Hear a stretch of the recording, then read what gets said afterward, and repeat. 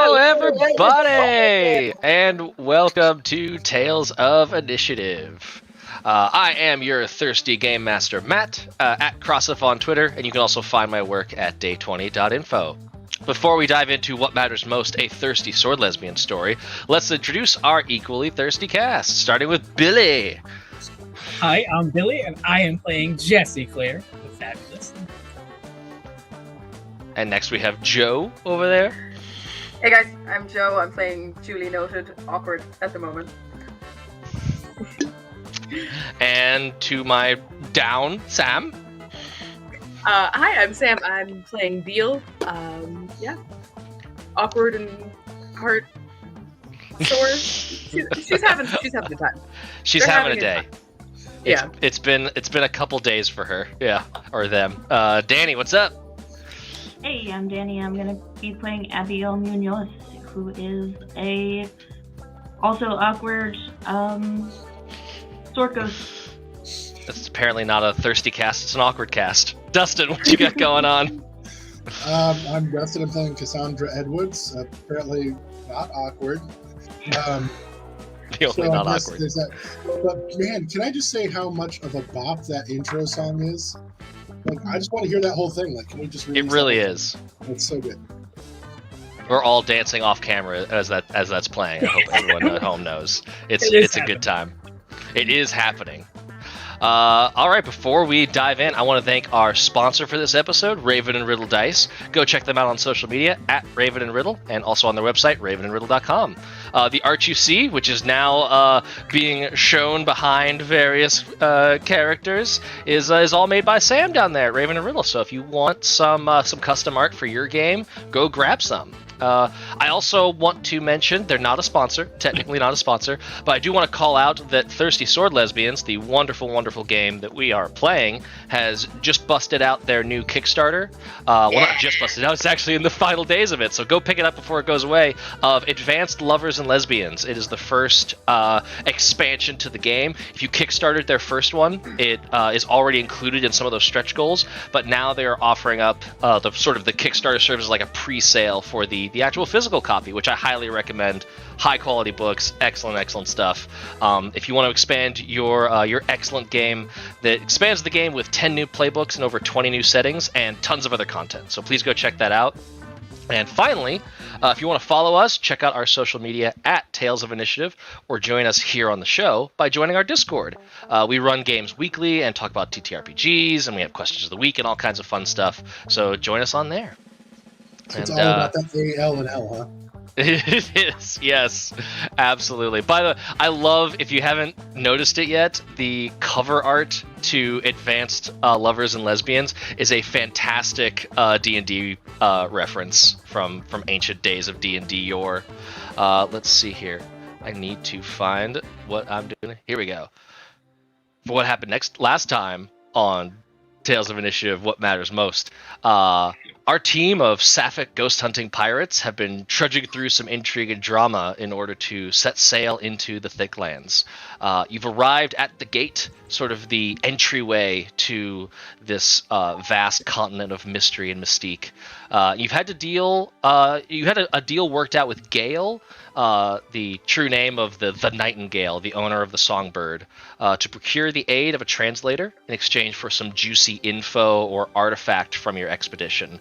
Just kind of like you'll probably stumble onto something useful. I'd like it. But she seems pretty nice overall. You've also figured out, with the help of Beal and Abigail, you were able to get yourselves bumped up to the front of the line to enter the Thicklands, securing your way through the gate, and also screwing over the Courteous Lad, who is your rival Dick Ghost Hunter ship. And the last thing that you need before leaving the gate is funding for all of the supplies. You know, you've basically run out of rum and rations and all the other things a ship needs. So you're a little short on cash, and you theoretically have that within your grasp. You've arranged to participate in a battle of the bands. Julie, with the help of Jesse and Abigail, has come face to face with her past in the form of Lady Beguila, a talent recruiter who serves Prince Marcus Antoinette, a former employer of Julie, whom they did not part with on good terms. Meanwhile, Jesse is eager to take down your newest rival, toxic love interest. Who knows what's going on there? But you are eager to set the tail straight and give Glory a little bit what for in a battle for the bands against Glory, the gender-bending diva of the Songbird. But there's more than just songs and pride at stake in the nightclub right now, because Cassandra has been trying to grease the wheels of a gatekeeper couple's kind of hard, rocky relationship at the moment. You've been talking with a woman named Tal and her theoretical boyfriend, Jurgi. Unfortunately, you just mentioned Jurgi's name before Tal ever introduced him. And so there's a little bit of a, wait, what is going on here happening that you might need to deal with pretty soon. And if that wasn't already enough drama for you, don't worry. I've got some more. The camera pans over the kaleidoscope of cultural touchstones that is the gate. Colors and music and architecture of all kinds blend into this perfect melting pot.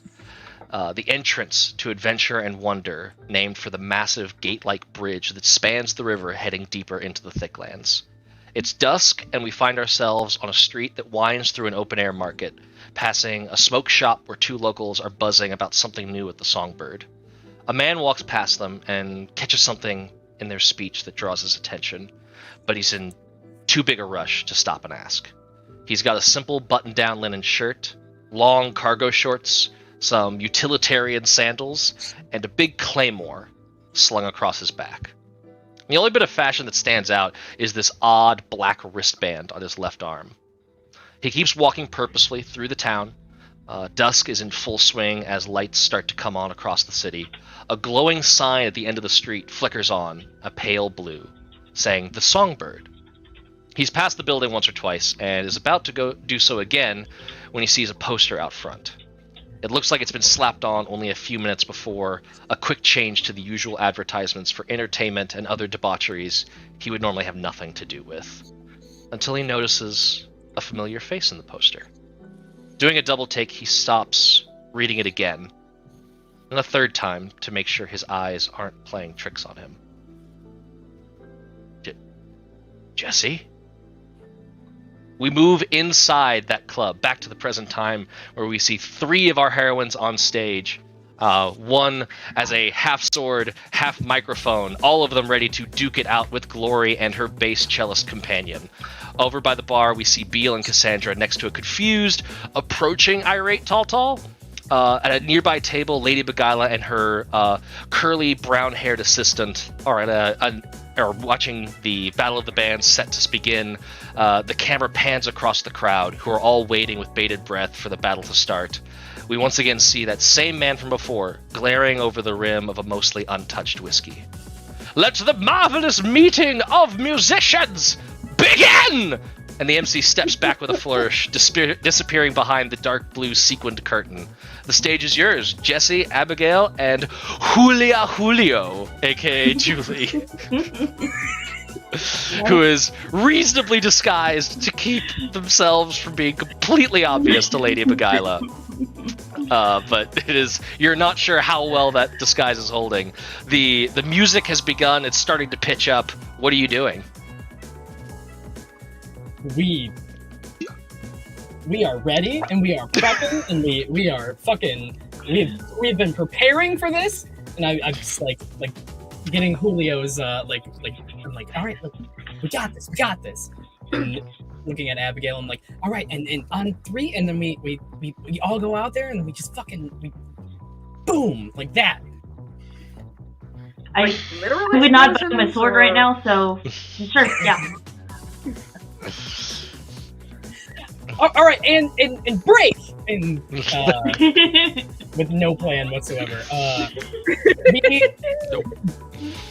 We go on stage, and I look at Julie, and I'm like, all right, I have a couple lines. I think it'll kind of. I think if I spout them out real fast, and then I catch up after by just repeating the same first phrase, I think we'll be good.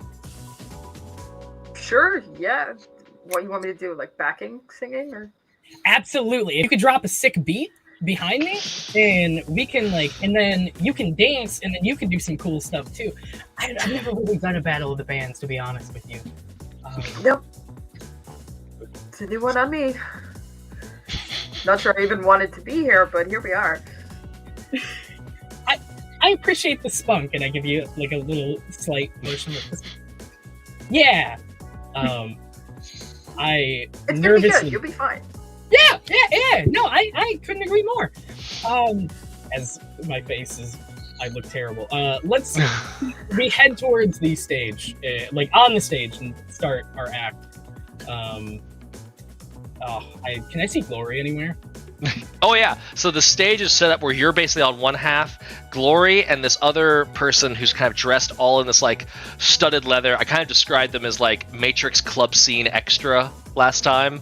They have this massive bass cello and are starting to like do a very slow like thrumming bass line. It's not going anywhere, it's just kind of hovering and capturing the like simmering energy of the room. The rest of like the normal house band is kind of in the back of the stage, just ready to like bob and beat and chaz in as a accompaniment, but it is Gloria standing there in their half and half look, not on the diagonal anymore, but on the top half is like a well cut, very well tailored suit, and then the bottom half is a big like black shimmering ball gown style in sort of this like dark mirror of Jessie's princess palm dress kind of style thing. Okay. Fuck yeah! I want to look her dead in the eye. What's Glory's pronouns, real quick, just to make sure? All of them. Hell yeah! I look at fucking Glory dead in the face, and I rip my goddamn gown at the bottom to like reveal like some sick ass studded jeans, and I'm like, let's fucking do this. And I go, Julie, drop me a beat. Let's smoke this. This is dedicated to Glory, one of the least talented people I've ever met. Cool. I mean, Hell yeah! like, looks at the I think- content is I like, think- shit about you on purpose. I think that is. I think that's enough. That we are basically going to like. This is the fight mechanics in Thirsty Sword Lesbians encapsulate fighting with swords and also fighting with words. So this is going to be a fight roll. I don't think you're trying to figure her out at all. You're just going for the throat. So give me a fight roll. I'd say that this. I feel like this is daring. I feel like this is plus daring more than plus grace. You're just going at her. Oh, where are we at? 7 plus 1, 8. 8 on the 8. eight. So that is a mixed beat. I believe you get to inflict 2 of those results on to Glory. Let me pull that fight under the danger moves. So fight. When you seek to incapacitate someone with violence, or in this case, beat them at a wrap-off, roll plus daring or plus grace. For a mixed beat, you choose 2 and your opponent chooses 1. There's a lot of flowery descriptions around this, but you can basically take a string on them. You can inflict a condition to them. You can create an opportunity for an ally through prowess or distraction, or you could take something from your opponent and seize a superior position. I want to put a condition on her. Oh yeah? I want to frighten her. You want to frighten her? Okay. Oh, So you were just coming out the gate hot. Like there is zero hesitance to your stinging words, and I think you can see like they're taken aback a little bit. They're like they were not expecting such a vicious start. So they are. You said frightened, right? yes, absolutely. Alrighty. And then what do you want to pick for the other one? I will take a string on her after that too. Okay. Mhm. Take it a string. I'm gonna say that. What do we got going on here? I'm gonna give you this little purple string over here on our whatchamacallit, our little board. Okay, so you've got a string. What does that string represent? What do you sort of is there like something you notice about them that maybe just seeing that moment of weakness, like haha, okay, you're not invincible. I can take you. I see the crack in the shield. I'm like, oh my god. I'm like, I whisper back, I'm like, this bitch is insecure. I'm like, hell yeah. And I noticed that immediately. Noting Nice. Noting it. Check. Got it. And you see them kind of like take that and like, okay, kitty got claws, and they do like this quick turnaround and just belt out this big wavering high note and like, well, it's not my fault that you're not worldly and haven't seen half a shit. So, you know, if I'm the least talented person, it's because you've been nowhere and done nothing, you little cute bob of bits. And you are going to get a condition. What condition do you think makes sense? I want to say insecure. Feel like she's attacking you at like your worldliness. You haven't seen anything. You haven't done anything. So go ahead and mark that insecure condition. And that is going to be how great, -2 to entice. So whenever you do the entice move, you'll have a -2 bonus. You're not feeling quite as confident. Hell yeah. Can I just like look at her and go like glory, glory, hallelujah, acting straighter than a ruler. And I go, fucking bitch, like, drop it. Are you still attempting to fight, or are you trying to like coax some more information out about them? Oh no, I'm fighting her. You're just straight up fighting. Yeah, okay, cool. Like, Jesse's lost in the rage right now for sure. All right, give me the rage. Give me that fight roll. I'm gonna say this is still with daring. Okay.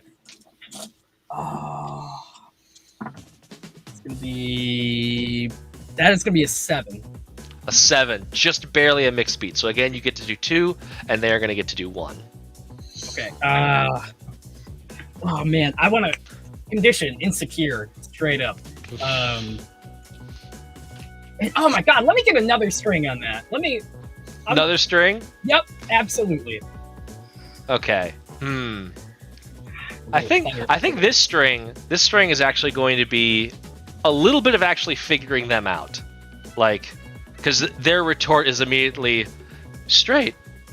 There's nothing straight about me. And you immediately see her like reach over and crank up the volume on one of the nearby amps. All of the music of the house band, her cellist is immediately starting to go in much harder.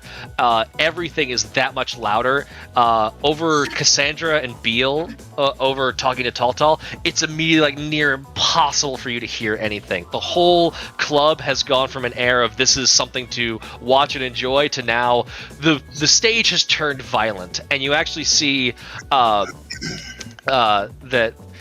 that string that you're getting on them, Jesse, they are deeply offended. How dare you call them straight? Nothing about them is normal or expected or anything. They don't fit your fucking molds about anything. And you see them like twist the microphone around in their hand, and it immediately, like Abigail style, becomes a sword hilt. And you see this like if anyone is also a fan of bad kaiju movies that are excellent, the Pacific Rim, like the little fold out whip sword, it is 100% that. And they're just doing spins on stage, and this sword is like like flying out at more and more of a distance, and it actually like comes across and like just barely cuts your cheek, Jesse. They are going to let's see, what do they want to do here? I think they are going to just make a superior position. They have now turned into this like whirling blade on stage, which is making it very difficult if you want to do like any sort of return in violence. If you want to actually pull your sword out and go toe to toe with them, you're gonna have to like defy danger just to get even close. It's very, very difficult to breach that distance because they are just this like spinning Beyblade of nonsense going on. Is there any way that we can make our way, like, excuse me, Tolto, and try to make, is there like a balcony or something like overlooking that I can get like a drop, literally on Glory? As you say, excuse me, Taltal, Taltal immediately like reaches out and like grabs a bit of your clothing to keep you here. No, you're not. What the hell was that? I didn't tell you his name. Ow! I didn't tell you his name. What? I didn't outside. What? You two outside, and she's she's kind of like she was only drinking water to begin with, and she puts the water on the bar and like points to her gatekeeper badge as and she's like kind of invoking authority right here. It's like you two know. Uniform? I don't know how well were you trying to like impersonate that you are a gatekeeper, or I thought you were just wearing it very stylishly. But yes, you do still have that on either way. I was the stylish one. You were the stylish one. Beal, you were going full. I am a gatekeeper. Look at me. I'm the gatekeeper now. Signal like the shield on my chest and go.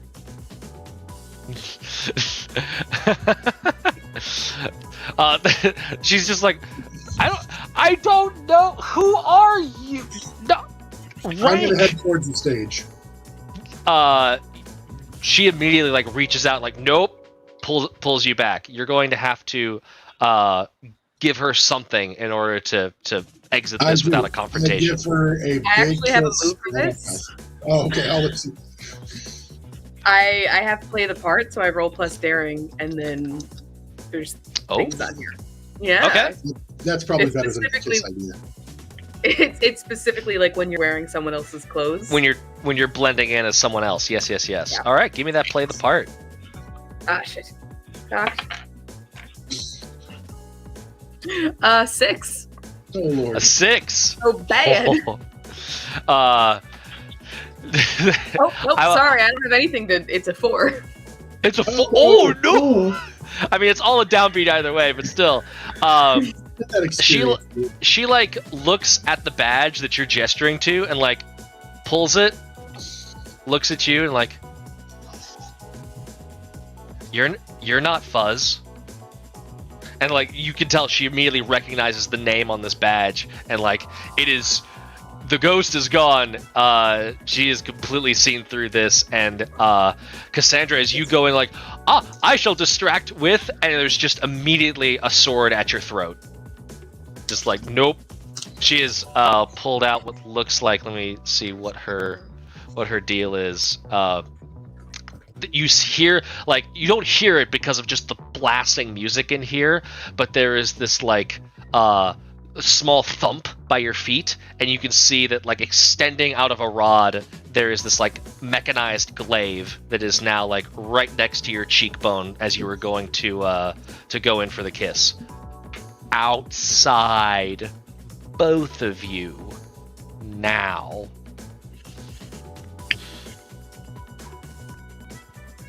And we're going to jump back over to the stage from whatever's happening there.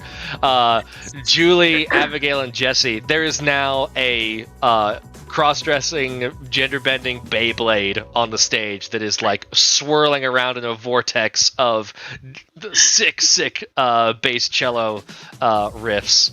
Nearby, you can actually, I think, Julie, you're probably like keeping like a little bit of a peripheral vision on Lady Beguila, and she's immediately like, oh, this is getting good, and just like sort of swirls her drink around a little bit. Okay. Julie's probably gonna, because Julie's sung before, she's gonna sing a higher note than Glory did, and then yawn and kick over that speaker that she cranked up. All right, okay, give me that fight roll. And I'd say you can kind of color this as either daring or grace. Daring it is. Daring it is. 7. Okay.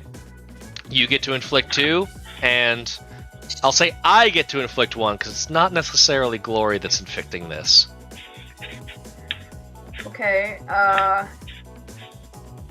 I do hopeless and take a string as well? Okay. You immediately like rush over and kick this speaker over, and without that sound kind of like drops out, and I think there's this awkward little like hubbub in the back as the last word that Tal says now is like heard by nearby tables, and like, ooh, what's happening back there? Like so now there's like this split focus of drama happening. The cellist is like, oh, like looking around very confused what to do. It is just like, I don't no noise, no noise. It's just like you can see that you've completely put both of them off their game. Let's see here. Where was my condition tracking? Hopeless. So that is just a little peek behind the curtain for everyone wondering what this system is and what's going on. In Thirsty Sword Lesbians, there's no like hit points. It's all conditions, which are angry, frightened, guilty, hopeless, and insecure. NPCs, like enemies that I control and stuff like that, they all have a threshold of how many conditions you need to inflict before they basically are like TKO'd. They're either out of the scene or they are ineffective. Billy is smirking because why would I bring this up if we hadn't hit Gloria's threshold? And she was indeed a 3-condition NPC. So you can see that like her blade is like right about to like slam into Julie's, and Abigail is just like nah, and just immediately like intercepts it and it wraps around.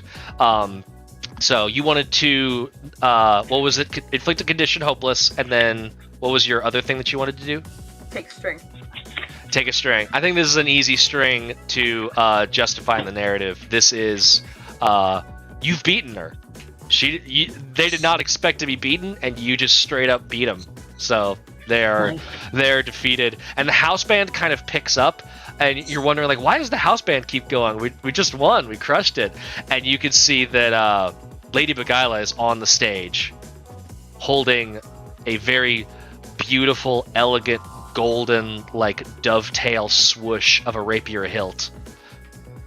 I'd recognize that high note anywhere. That is going to be hope. Gloria is not taking the negative of this.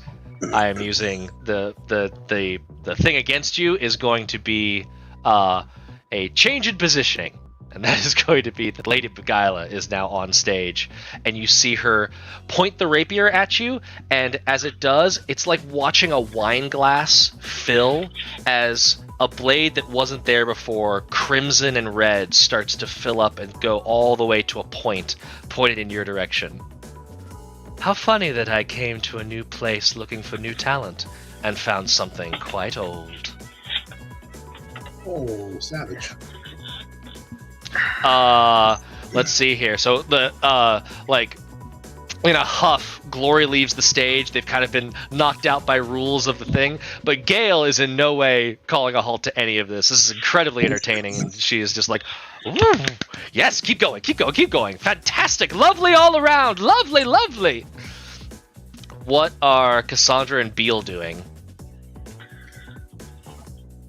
I think Beal is walking behind Tall, like just kind of trying to blend into the shadows and looking for the opportunity to slip away because she knows that there's something going on stage. Like they might need help. Okay. If you're gonna try and do that, I'm gonna say that is a defy disaster with grace. That I can do. However, I will actually say, because I have some generic strings, I'm going to offer you an XP to not do that. I'm going to offer you an XP that says you know that the gatekeepers are the authority here. Everything you've done could completely get unhinged if they start to think that you're people they need to detain or otherwise. Okay. So I'm going to offer you an XP to not try and flee that scene. I will. You don't have to take it. No. You're going to take me up on that? Yeah, okay, cool. Peek behind the curtain mechanic-wise, at the start of every session, I get a number of generic strings equal to the number of players, which I can then use as little like bribes to kind of bend the narrative where I think it might be more interesting or just more complicating. So the fact that it is now a 2-3 party split instead of a 4-1. So y'all are led outside. Cassandra and Beal, what do you she like immediately like kind of just pulls you to the side and like kind of arranges you in like a quiet alleyway. She's not like overly threatening with her weapon. It's just like there as like, hey, I'm willing to throw down if that's what you want to do. And she's just like, what is happening? It actually wasn't there. I'm not entirely sure. So I suppose it's time for complete honesty. Then is that what we're doing? It's about honesty o'clock. Yeah. Total. Fine. I ran into Jurgi earlier today, and in our conversation, I'll have you know he was very faithful to you. That's not helping the way you wanted it to. She's just like, what the fuck? Because she knows you just went in for a kiss, and it's like, what the hell happened? Yeah, that's fine. I needed some information. I needed some resources, and I found in the past that men are usually very willing to give up information and resources if offered certain incentives.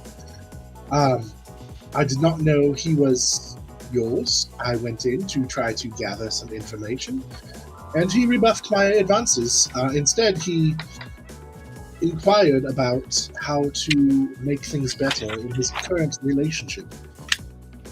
He asked if I might approach you and find a way to smooth the tensions that have been mounting between you. And I want to say that,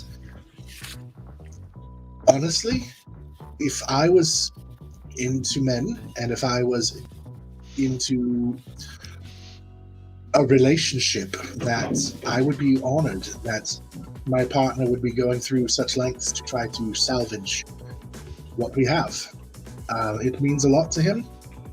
Now, I did offer him to, insert myself in a maybe little sandwich, if you will.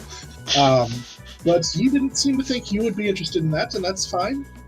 But that's what it is. Jurgi, he wanted me to try to make things better in your relationship. He wanted me to find out how to make things better. Yeah, I'm not really a sandwich girl. This is a lot all at once. I mean, great. There's nothing Go more- ahead. Go ahead and roll emotional support. Let's see if she's willing to open up. So this is going to be either plus heart or plus spirit. Good grief. Okay. I'll go heart. They're both 0, but I'll go heart. Okay. That's a 5. Oof. I She roll is really well, guys. rolling rocks. She immediately just like, this is. We're not using Raven and Riddle dice. That's your problem. That's what you did. That's what you did wrong. She immediately kind of just like you see her like bristle, and it's you can tell it's not at you. It's just this like her attitude completely shifts, and she's like, you take that off, not that way. Give me the badge. Like she's gesturing at Beal to hand over the badge. She just grabs it and just starts walking away. Don't be mad at him. I'll be mad at whoever I want to be mad at. You don't have authority in this situation. You've inserted yourself into something you have no idea about. I don't have the ability to insert good myself night. into anything. I might be able to rub up against it a little bit, but I cannot insert myself into anything. I appreciate the euphemisms. Wouldn't you want some people to fight for you, to fight to preserve? Are you willing to give it up because he was seeking help? That seems a little selfish. Maybe it would be for the best. With all due respect, you don't know anything about me or him or us. I don't, and that's why I was trying to help. Because I saw a man who wanted to preserve a relationship with a woman that he apparently loves. I'm not talking to you about this. And she stomps off. I hate to see you go, but I love to watch you leave, Tol. She makes this awkward like hide her butt like arch on her back and just no, not appropriate. Don't like this. She just runs around a corner really quick. I think she does like it. I don't think she does. if either of you wanted to, I would say that she didn't open up to that emotional support. The downbeat is kind of she's closing off. Like you're gonna have to find her at another time if you want to pursue this at all. And now she has that badge. She's got a little bit of like a what the heck is going on with you having a uniform. If one of you wanted to roll a figure out a person, I would say that you probably could. Which one is that? That is figure out a person. That is plus wit, and then you can also spend a string on that person to get +3 more. But I don't think either of you have strings on. I have a 2 on wit. And what do you have, Sam? I have a 2 on wit. Okay, I'll let you roll because I rolled terribly earlier. I did 2 though, so like let's look and see. Yeah. Well, only one of us Okay. gets to roll. If we both roll. 11. 11. That is an unmitigated success. You may ask 2 questions now or later in the scene. I would say that the way that these are asked, you can ask them in character, or you can just ask them out of character, and it's just kind of like you read something on their body language, you notice some detail about their clothing, you get the answers some sort of way. So you can ask the questions you have available to you are: what are your feelings towards blank? What do you hope to get from blank? How could I get you to blank? That one's very Cassandra. What do you love most? And how would you feel if I blank? I also have 2 extra. Yes, I think those are only when you're in a physical altercation you get to use those. Oh, it is during physical conflict. I was so excited. Okay. Sorry. Truth of heart and blade. Sorry, can I get that list one more time? Yeah. What are your feelings towards blank? What do you hope to get from blank? How can I get you to blank? Who do you what do you love most? And how would you feel if I blank? So I think how could I get you to be on our side Okay. is my first one. And then I Okay. might save the other one for later. I think you know that you're in a dangerous predicament here where she's now kind of on high alert for how did you get your hands on gatekeeper stuff. So you might you think that like if there's a thread to pluck at the scene of the crime, so to speak, she's going to start plucking very quickly. You don't know if that's tonight, you don't know if it's early tomorrow or what, but that's something to keep in mind. So you know that with her, it definitely seems like as bad as this little interaction went, honesty is the best policy. Being honest and stepping forward and advocating for your own needs is something she values. You could just get that sense off of her. She kind of exudes that energy of if you want something, ask for it. Okay. So to answer your question, your best way to get her on your side is to literally ask her that question, how could I be on your side, is to be very upfront with her and kind of completely honest in that interaction. Okay. I'm gonna run after her. Okay. And not like touch her, not in like a creepy way, but just like tall. Listen. I don't know what she was doing. I'm not a part of that. I'm also frequently disturbed by her behavior and words. And I apologize for her forwardness. It's very confusing to me. I don't really understand it. I promise you, we're not doing anything bad, even though it seems duplicitous. And I would really, I want you to know that we're trying to do a good thing here. And I would really appreciate you being on our side if you can. And I would love to know what I can do to support that. Was that your next question? What can I do to? I guess that's not in the format of. I was tying that into like, what can I do to get you on our side? Cool. I just wanted to make sure that if I needed to give an answer, I could thread it in. But I got you. she stops. She doesn't just keep marching. You've gotten her attention enough where it's like, you know what? Thanks for saying that. I'm not in a pleasant mood by any means, but you know what? At least she didn't know. Okay. She stepped her foot in something that's been a long-running pet peeve of mine that it's not her fault. I know that. I'm still... How you got this uniform, I will figure that out. So if you've got anything to say on that front, let me know. But that I'm not going to do anything on that right now. Well, first off, what's the long-running thing? Is there something that you need? It's between me and Yurgi. Oh, okay. Well, all right. Sorry, I'm just like going through my moves. Yeah, no, that's good.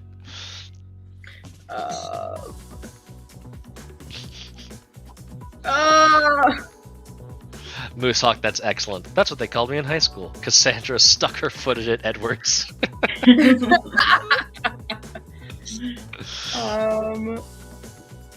Okay, I don't think I actually have anything. That's okay. You still have another question that you can ask from that list. You still got one more question. Okay. And now that you're like interacting with her directly, you could just ask that in character. Okay.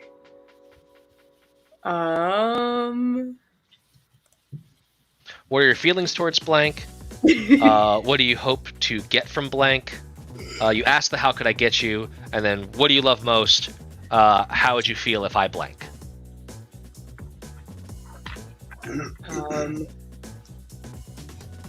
Does anyone have any suggestions? I'm very bad at this part of the game, and I would love any help. We're not here. No, I would say out of character, y'all can, if there's any character. question that seems good to ask at this moment, if one of those is jumping out to you, y'all can crowdsource a solution here. This is party play. GoFundMe account. We're gonna kickstart this conversation. I'm gonna kickstart this conversation. And if you want to sit on it, you can. We can jump back over to what's happening between Lady Beguile and Julie. And when she walked away, I would have run back into the... You're running back into the disasters, the brewing disaster zone. You come back in and you see a fully formed, like, blood red rapier pointed at Julie and Jesse. Julie is wielding Abigail at the moment. Has just dramatically kicked over this amp. And Lady Beguile is standing there in her white girl boss, heavily padded shoulders suit with a large sort of like sun hat, which makes no sense to be wearing in a nightclub after dark, but apparently she is just that raw aesthetic that she requires the full outfit to be composed at all times. And is there any kind of like where we were sitting with Gale before, like is there like a balcony area that like kind of overlooks the stage where I can like run and like be prepared to like jump on the stage or whatever? There are some there's not like a balcony overhanging the stage per se, but there are like chandelier style lights. You could totally swashbuckler swing off of those. I will say prepare to do that. I will say that you have arrived into the scene just in time to like notice whatever happens next. Jesse, Abigail, and Julie, what are you doing now that the enemy has changed?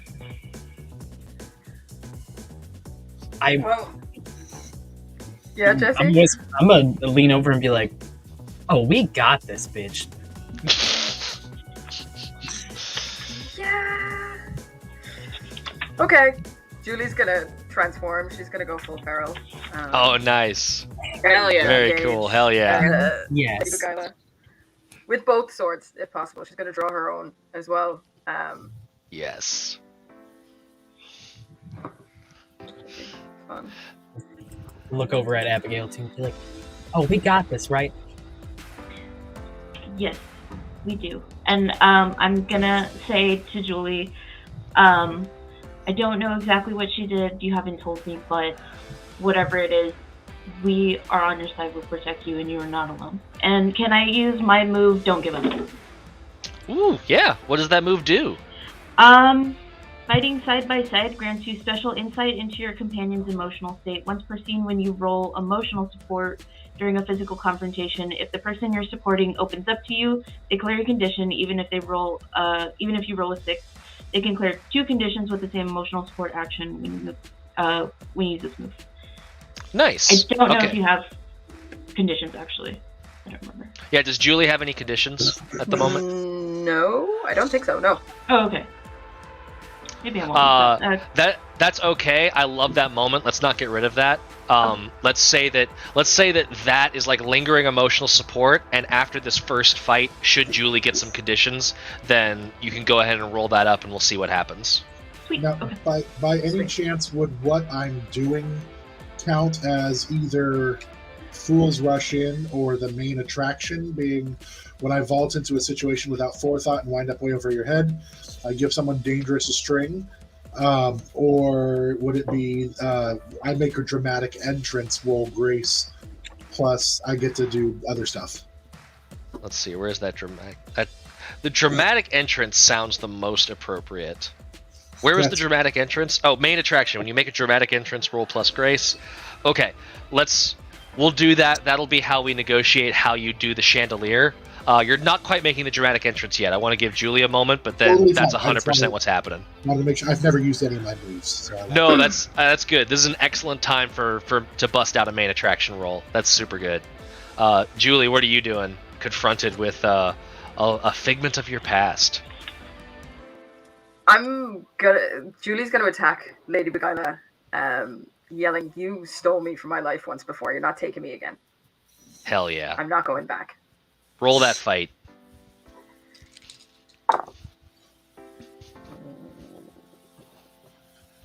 The 10? 10? 10. You get to Hell choose yeah. 3. Your opponent will still apply 1 to you in response, but you get to choose 3 between take a string, conditions, set up an opportunity for your allies, or take an object from your opponent and seize a superior position. take that. I'm going to inflict frightened on her. Excellent. If possible, I want to take that hat off because it's ridiculous. Oh my god, I love you for that. That's so fucking good. Amazing. And I think- leave an opening for Jesse if possible as well. Awesome. So I think you immediately you dive forward with your lead foot, swing the rapier to get her attention there, and she parries with the rapier, but then wasn't expecting Abigail at all, and the lightsaber blade shoots out full force and just blasts right through the hat, which flutters down to the sides, and you can see that you've messed up her perfect platinum blonde coif into a long tail across her chest. Her hair has this weird little singed part in the middle now, and she is just not happy about this. Her outfit's off point, and you will rue the day such an offense has been made to her perfectly pristine outfit. So yeah, you've taken. Did you want to take the hat for yourself and wear her hat, or are you good just getting rid of that? Just get rid of it, yeah. Excellent. So I'll say that she's immediately frazzled, and seeing that that fear of you've broken her perfect facade. Suzette, stop taking notes and do something. And you immediately see the little mousy girl with the curly brown hair right now, runs onto the stage and kind of awkwardly clambers up and pulls out a bookmark from this little ledger that she has, and the bookmark kind of extends out into a sword. So she is now on the field. For a mechanical peek, GM moves in this game.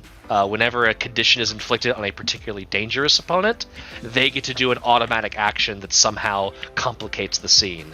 In this case, for Frightened, Lady Beguila's move is to bring in Suzette, in addition to inflicting a condition on you, which I think she is going to, if it makes sense to you, she is going to return the favor and immediately riposts and just stabs out the rapier right towards your face, close enough that you could tell she was going for a lethal attack. And you are now also frightened. She is definitely going for it. There is zero room between capture and kill in her mind. Hell yeah, Julie. But you can tell that she is utterly focused on you, and you have opened up an opportunity for either Jesse or Cassandra. So I will say that either Jesse or Cassandra, whoever makes that move next, you will have +1 forward to that. I have a really good plan, Julie. Right behind you. Fucking, are you cool with it? Yeah, go for it. I jump over, like I vault over Julie and like lock eyes with fucking this bitch, and look her in the eyes using heat of the moment, and I'm just like, why don't you swing on all of us? I mean, it's the last thing you're gonna do before they fire you for being an ugly hag. Yes, Becky. This whole campaign is just bards casting cutting words, is what it is. It really no. is. It absolutely is. This entire campaign is nothing but swords bards. Like this, you can't play this in 5e because everyone would just be sword bards. Yeah. One question: does Abigail not roll emotional support now that Julie has a condition? Yeah. Yes, Abigail, roll that some emotional support up. Okay, but not at the end. not at what? Because not at the end of the scene, because I can wait on that. If you want to wait, that's cool too. We can. That was a great line, and we can just say that emotional support like happens afterwards. It's like Julie recognizing after the fact that you were there, supporting her and being there for them. Okay. Yeah, I'll. I think I'd rather have it at the end of the scene because I can. Yeah, because you can remove up to 2 conditions with that, Yeah. even if you fail. Yeah, so that's pretty cool. Jesse, you've got this heat of the moment when you taunt someone into doing something they want to do but find unwise, and the want to do here is just like, I'll just fight all of you, kind of like get her in a distracted, reckless state. I want her. I want to try to get her to swing on me. Is what I want her to try to do. Like I want to try and like because I want to follow it up with something. That's the only reason why I want to get her to swing. Okay. I have an idea for what I'll follow it up with too, but I love this. Roll daring. Let's fucking go. Daring. That is going to be a 7 altogether. Oh, I thought you were gonna say 6. I got such a meaty downbeat. It's okay, 7. So on a 7, they choose one. Create an opportunity for you or your allies. They give you a string on them. Oh, okay. I was making sure it has 2 different things based on if it's a PC or an NPC that you're doing it to. For either PC or an NPC, if you aren't... okay, this is something you get to pick. If you aren't already smitten with them, you may choose to treat a 7 to 9 result as a 10+ by choosing to become smitten with the target.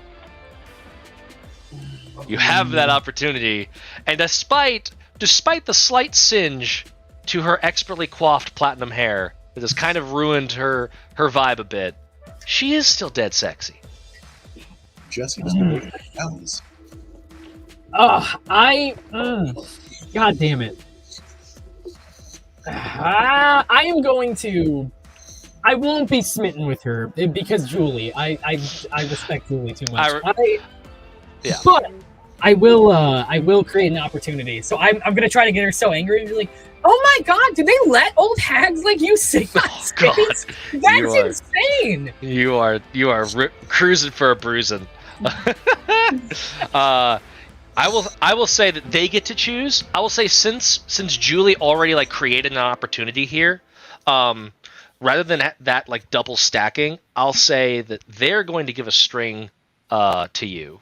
Okay. So you have a string on Lady Beguila. Let's see here where you are just racking up the strings on all the villains. And then use them, damn it. I'm gonna add a name token there so we can keep track that that's Lady Beguila's string. You see that there's like this distracted moment where it's like, all right, if I can't have her, the rapier like flicks over to your cheek. You'll suffice. I don't know how this works, but if she hits me with a rapier, can I use Rip to follow up? You can. We'll say that follows up. It's not. She hasn't quite attacked back yet. That is the tricky thing about the system. I have to kind of like wait for downbeats and mixed beaks to be able to attack. I don't initiate anything. It's you guys going buck wild. And same way. I'm learning it too, so I feel it. I think Cassandra, this would be an opportunity for you if you want to further increase this scene. The chaos of this scene grows ever larger if you want to do that main attraction. I will say, is Cassandra feeling any way about Suzette joining into this fray? Yeah, she sees this additional threat coming on stage, and So Cassandra actually was gonna like try to like run and like grab a chandelier and swing, and she wants to do like a little backflip and try to like land on top of Suzette, like bringing her to the ground and like pinning her arms down. Okay, hell yeah. Roll that main attraction. So roll plus grace. I am not graceful at all. Oh no! It's I love that you took this move though. This is so Cassandra though. Oh, sweet baby Jesus, double ones. Oh no! That's Monopoly. I get to roll again, right? Like I get to.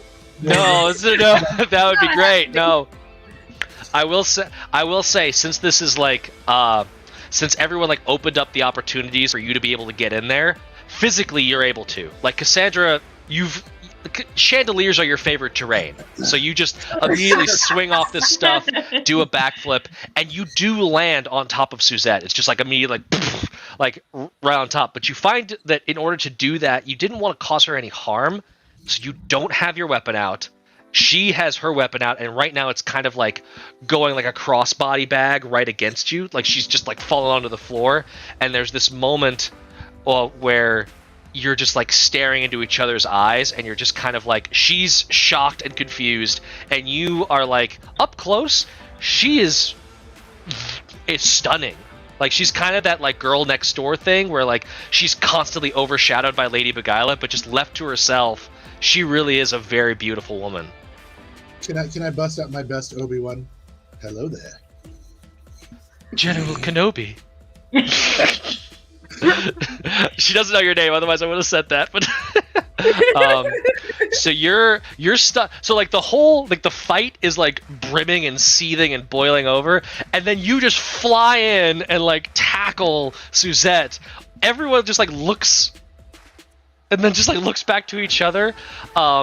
And in that moment, something does happen, but I will say that no one notices what's going on except maybe Abigail. Abigail, you're noticing that like some of the crowd are like, "Hey, this is just a show. It's now it's acrobatics. It's changed." You do notice that one of the patrons that was kind of in the back in like a shadowy corner, just drinking off to himself, has now like moved forward towards the stage. Seems to be getting involved, but you're a little bit distracted with what's happening. You just notice that happening. If the sword was pinned in between us, would that potentially be a rip for me? I love that we're setting up double rips all the way around. Let's see what happens next to see if any of those rips trigger. I actually want to see what is the when you take or narrowly evade a physical blow from someone dangerous to you. You may declare. Okay, we'll say that after a fight move happens to where something could have reasonably actually torn and ripped, then we could totally play that out. You just both used moves, so I want to make sure that we get some cycling time. Abigail and Julie, are you doing anything? I mean, I'm probably gonna go for Lady Beguila again because I don't like the fact that she's now going after Jessie. Oh yeah, you could see she's purposely dialing the heat up on this exchange. She wants you off kilter. So if you're going for it, go for a fight. And I will call out. Always remember, you don't have to roll fights in a physical altercation. You could still be like slashing and sword swinging, and just role play that or mechanically play that as a figure them out or an entice or anything like that. You are never limited to only a fight in something like this. So, I got another 10. Can I use BDE? Oh yes, hell yeah! You can use BDE. When you make it clear to your foes that you're the biggest threat, then for the rest of the scene, whenever you roll a 10+, you may choose someone present to be impressed or intrigued with you. Once during the scene, when you gain a string on someone, gain an additional string on someone else who considers you an enemy. Nice. Okay, so you've got that. Basically, you're ready to gain a string on someone and gain a bonus string from someone else. Mm-hmm. You are also, I will say that, like, you had transformed. I feel like in that moment the transform was almost like hesitant. Like you were like, I need to crank this out. I need to go get ready to go. Now it's like you are full on feral tiger busting in on this fight, and you're like, no, I am the BD. You need to pay attention to me. So definitely, and then you still get to pick the stuff for fight.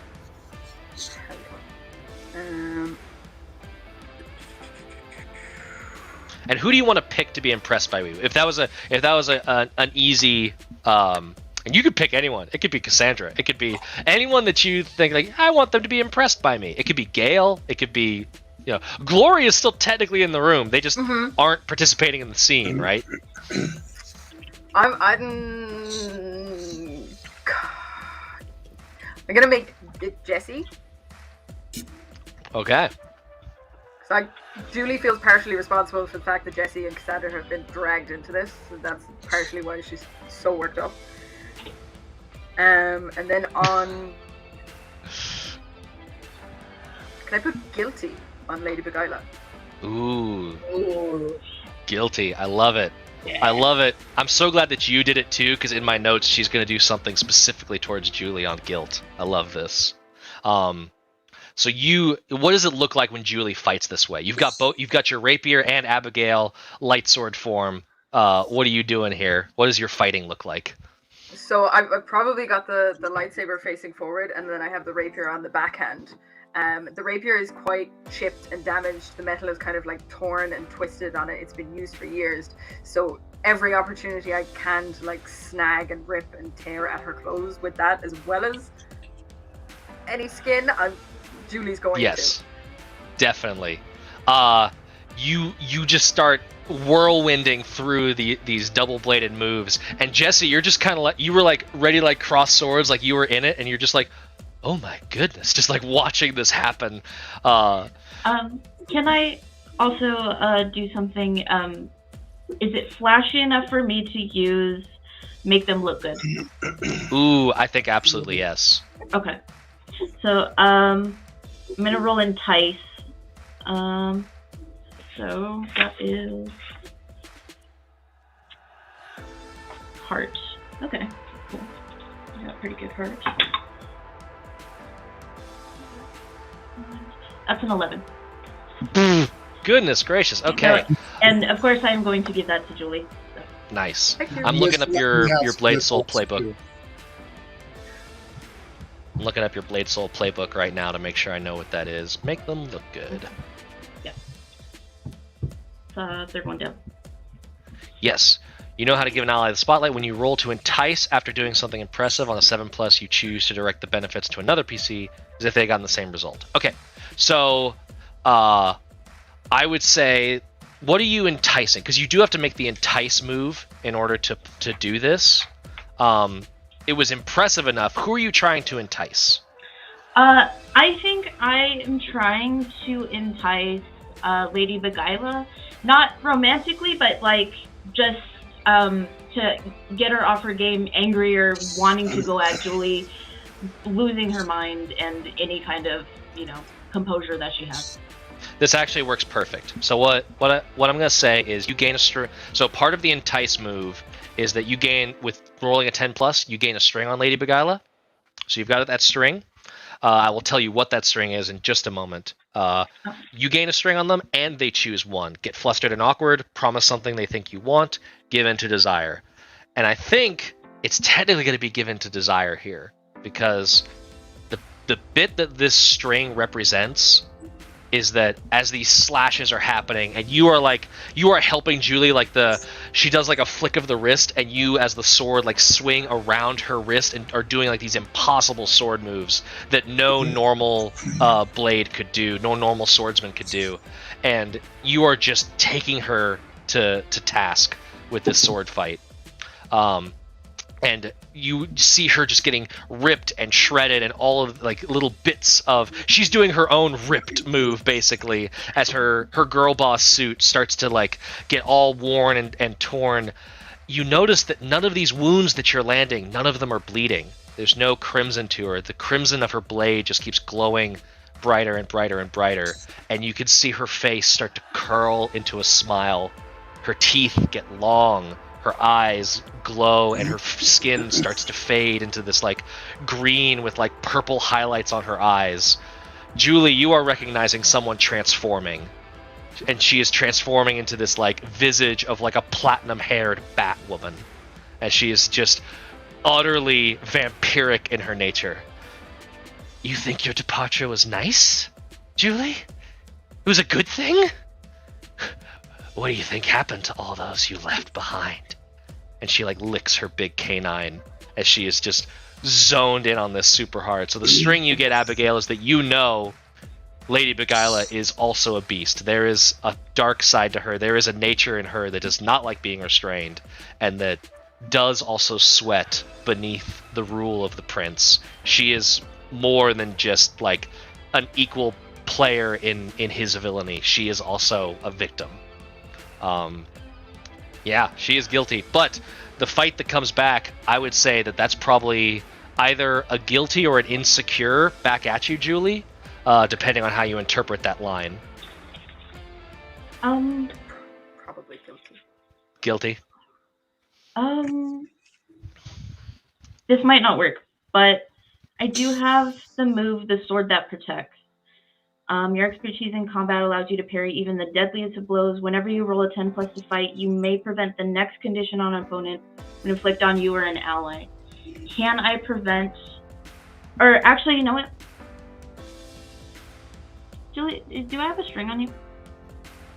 I think so. Do I have a string on Julie? I have a better move. I have one you anyway.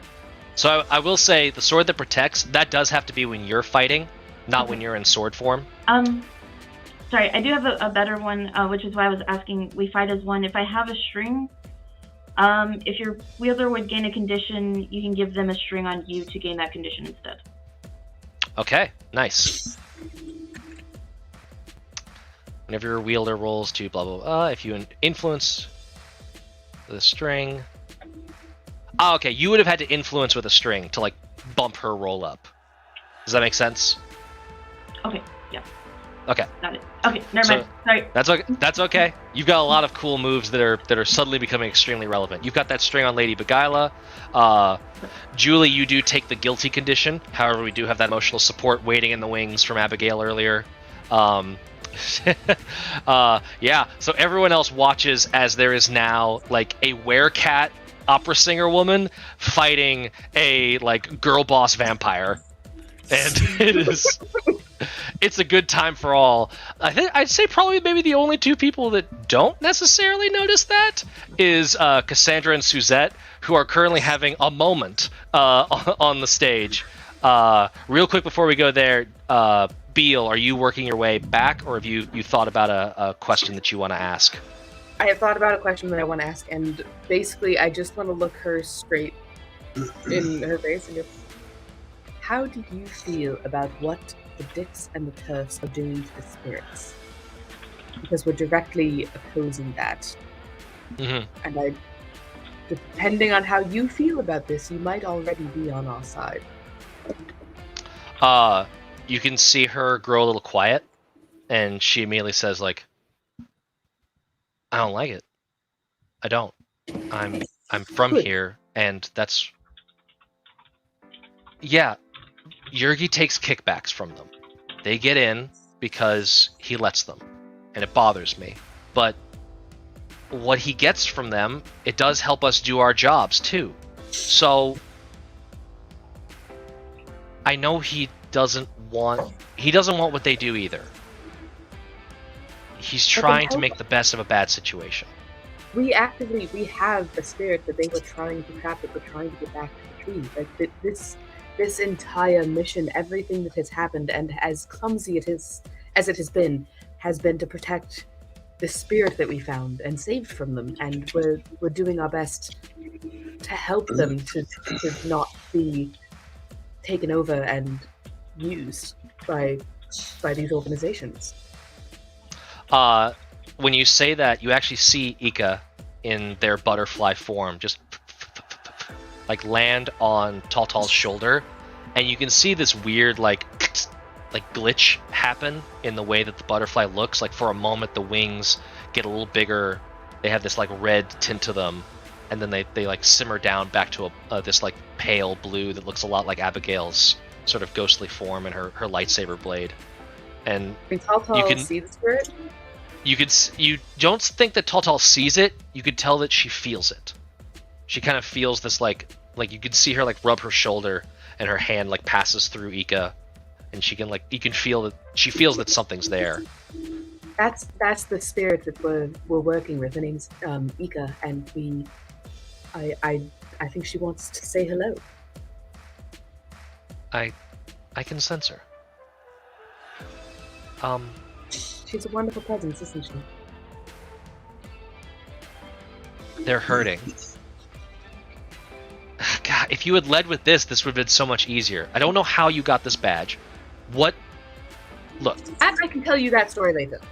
For now, I have a feeling that something terrible is happening back in the club. But I want to be straight with you, and I want you to understand that none of this was meant to hurt you. We have very little resources, and we're really just doing our best to help as much as we can. I understand. And I reacted poorly with what I would argue is good reason. You reacted with extremely good reason. I'm actually surprised you didn't do it sooner. I try not to go off the hinges. Old habits that I'm recovering from. Anyways, you go tend to your friends. I'm gonna go tend to whatever business is left for me that I need to attend to. Because clearly me and Yurgi need to talk some stuff out. I hope this goes well. If it doesn't, it's not your fault. It's just the way things were meant to be. Is there anything I can do? I mean, would you like to meet up tomorrow, for instance? I can meet you by the hut, where we met you first. Sure. I'll see you there. Lovely. I'm always on first shift. Fantastic. I'll see you tomorrow morning then. Good luck, and don't let him push you around. If you feel this strongly about it, you deserve to say something. I don't let him push around. I don't let anyone push me around. I figured, but I thought I'd try to give you a little bit of oomph in there. Yes. Thank you, June. You have a good evening. Thank you. You as well. She turns and walks, much more calm now, not all bristling. Yeah. Billy, I like that comment. IRL string. That's so good. Definitely. Very, very good. Yeah. Moving back to the scene that's playing out in the nightclub, in the Songbird, Julie and Abigail and Lady Beguile are just in this like intense Grievous versus Kenobi to just keep going with that metaphor sword battle. Cassandra, you are pinning Suzette to the ground, and Jesse, you were kind of taken aback for a moment, just impressed with Julie's panache in this moment. Who wants to go first? What are you doing next? I'm staring at Julie. Okay, Jesse's just gawking, and I'll get to you in a moment. Cassandra, what are you doing? I'm staring at Suzette right now, and I'll say, "You don't really want to come with this bitch, do you?" Sorry, say that one more time. It was a little quiet. I look at Suzette like I'm just laying on top of her at this point in time, and I say to her, "You don't really want to serve this bitch, do you?" It's not about want. I have to. It's my job. My dear, there's lots of jobs that are available.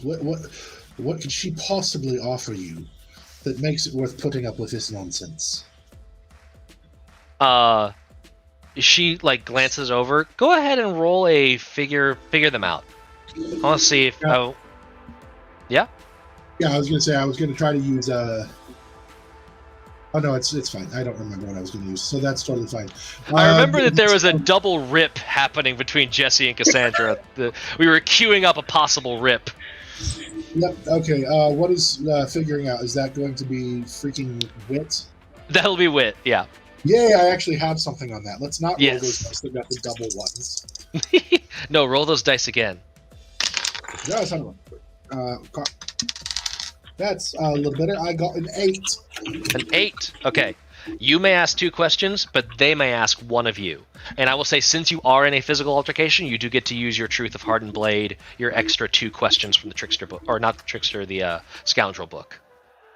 Which questions are those? Where are those at? So the questions from the base move are: what are your feelings towards blank? What do you hope to get from blank? How could I get you to blank? What do you love most? How would you feel if I blank? And then you also get, because you are in a physical altercation, you also get as a bonus at least one of your Heart and Blade questions, but you could also choose to use more of those questions as part of the move. So when you figure out a person during a physical conflict, you may additionally ask one of these questions, even on a 6 minus. What would make you run away with me? And where did you learn to fight? And so you can use those questions as your normal ones, but you also get a bonus one. So you get 3 total questions, and she gets 1 back at you. Okay, so the first question. So I've got the what. I think I would do I'll hold off on the repartee question for a minute. The first question was a what. Why do you, or who do you, what I'm sorry. The first, what are your feelings towards blank, and what do you hope to get from blank?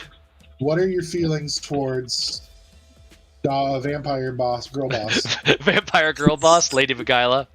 I have a thing for Lady D, and I just had to put her in the game somehow. So that would kind of be worded in the why do you work for Lady Beguila? Yeah. You could change the wording a little bit on these questions when you're saying them in character, but the gist is, what are your feelings towards Lady Beguila? Right. And her feelings are ones of like admiration, almost like she's loyal to the job, yes, but there's this like looking up to a role model kind of thing happening to her. She doesn't like verbalize this. You can just see it in her demeanor, how she's like looking over at Lady Beguila like almost wistfully, and not in like a attraction way. You don't think that way, but just in a like, I want to be her. She's like, Lady Beguila comes off as the, men want to be with her and ladies want to be her. Yeah. Suzette is in the ladies want to be her camp 100% right here, and she's just like, it's complicated, okay? She gave me an opportunity, and it's not fair of me to back out on an opportunity like that. I see. What was the third question option available again? You've asked, what are your feelings towards Lady Beguila? The other questions you've got are, what do you hope to get from blank? How could I get you to blank? What do you love most? How would you feel if I blank? And then you've also got your Truth of Heart and Blade Trickster questions. Not Trickster, sorry. What do you hope to get from... What do you hope to accomplish by working with Lady Beguila? Why her, someone who treats everyone so poorly, like they're so beneath her? Is that what you want? Everyone's beneath someone else. She like looks down, looks back up. Sometimes literally. And sometimes we have to put the work in to be who we want to be someday. You would get the sense that she wishes she was as confident and girl bossy as Lady Beguila is. So for my third question, I want to grab her by the shoulders and roll over so she's on top. So somebody is now beneath her. And say, so what would it take to get you to leave Lady Beguila instead and come chase your own dream where you have the opportunity to be what you want to be instead of being under someone else? I'm going to ask this. I'm going to answer that question after I ask my question, because the way that you've pivoted this moment, there is a non-verbal question in her eyes as she's like straddling you. Her sword is like to your throat still, but not in like a threatening way, just like an oops, it went their way. And she is just staring at you with mouth agape, and there is this like small twitch to her mouth, and you can see that in her head she is screaming the question, how would you feel if I kissed you right now?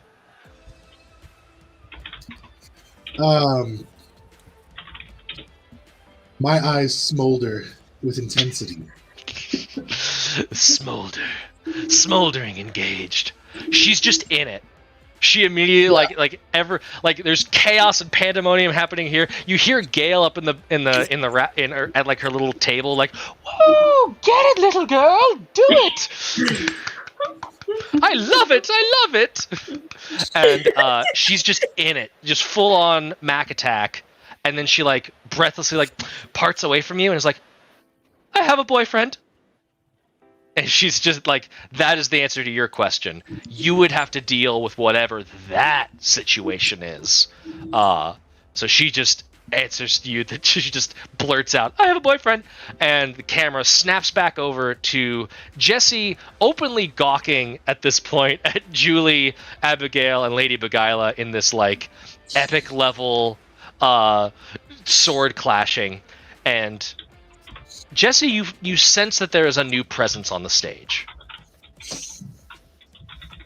I look around for said presence. You turn around and you see in a linen button-down with long dad cargo pants and sandals that honestly should have socks in them, but he's at least not that undignified. You see Arnold Sinclair.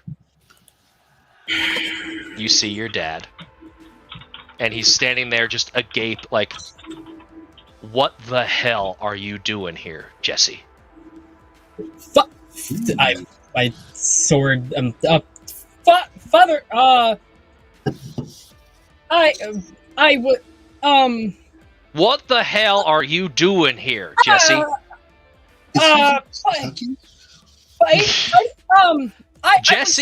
Jesse Claire? Really? You dropped the sin out of your name and added it to your lifestyle, and now you're here on stage? What the hell are you doing, girl?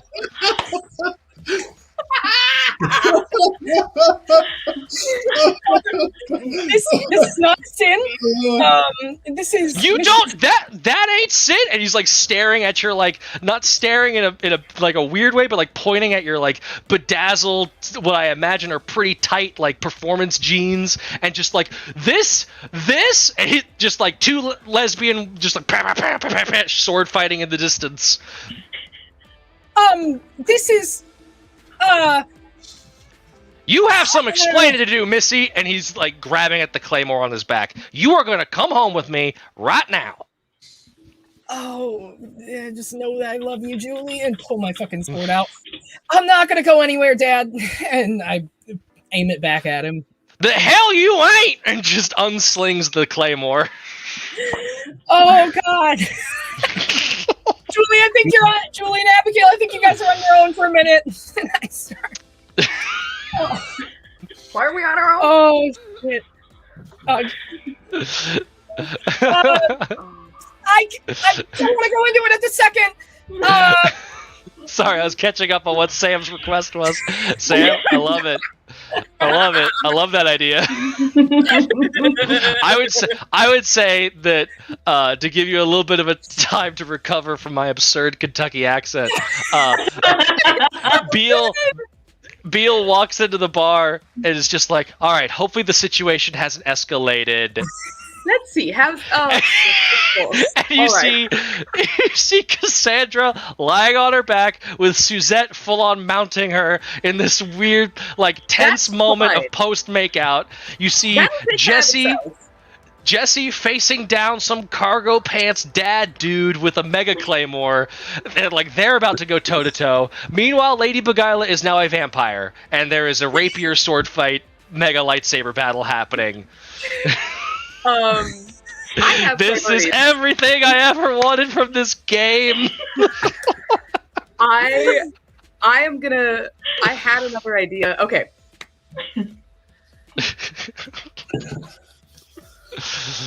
I am gonna run up behind the guy who's threatening Jesse and put my sword to the back of his neck. Okay. Just enough that he can feel it, not enough to like really draw blood. Okay. And come up behind him and just go, drop it now. Okay. I'm gonna say, Princess Bride, drop your sword. sword. It's This feels like an aggressive entice. I'm trying to think of how to do this. Give me a daring roll. Let's say this is kind of defy disaster. Give me a daring roll. Can we just ask? Or I'll say this. Sure, it's not what? Grace. I'll say that like getting through the pandemonium, because now the audience is a mixture of like mosh pits, but still people like just drinking their drink and thinking that this is entertainment. It's pandemonium, and I'll say that like spinning through this crowd and getting to where you need to get to, I'll call that grace defy disaster. Hell yeah. I want to go like dads in a gay bar.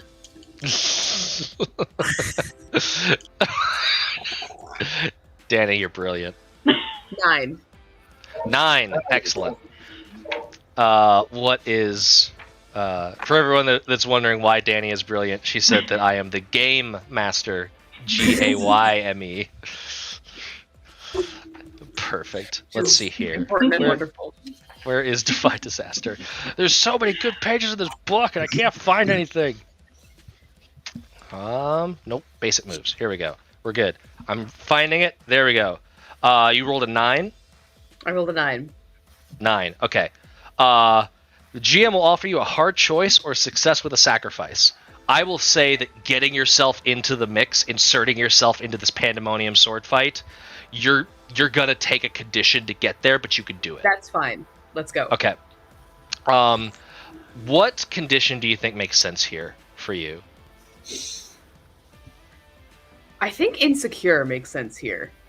Okay. I think that being on stage and being in front of all these people is not something that Beal is any kind of comfortable with.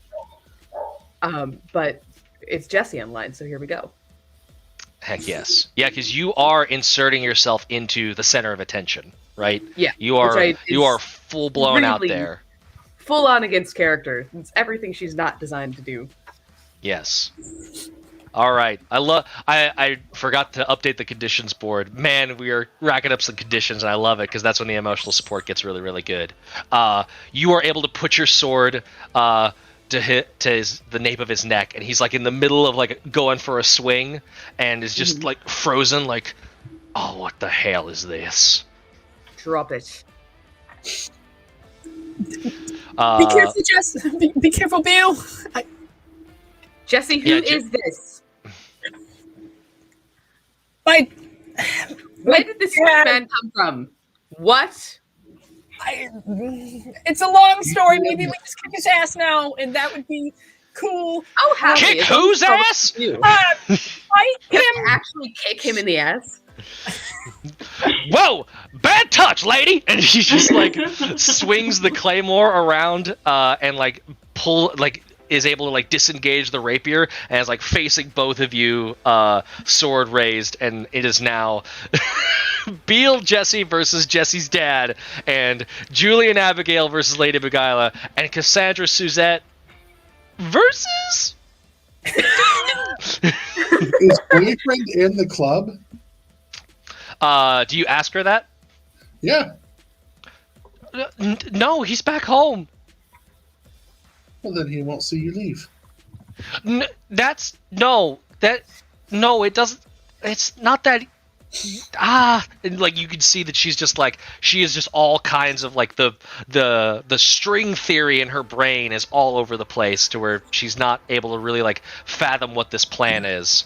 Let's see here. Jesse, what are you doing? Or actually, I feel like we've left Lady Beguila and Julie in the background way too long. Julie, what are you doing? She kind of launched a dig the last time she spoke. It's like, no, I don't think it was nice. I spent months out on my own, not even being able to use my own name, not knowing what I was going to do to survive. I had no food. I had nothing. Staying with you, I was just going to be dead. Why did you give up? Why didn't you do something? You're the one in power. Why didn't you do something about what's happening? What about all the people you put in trouble? What about all the people you haven't saved? Give me a figure them out. Okay. Roll plus wit. 5. 5.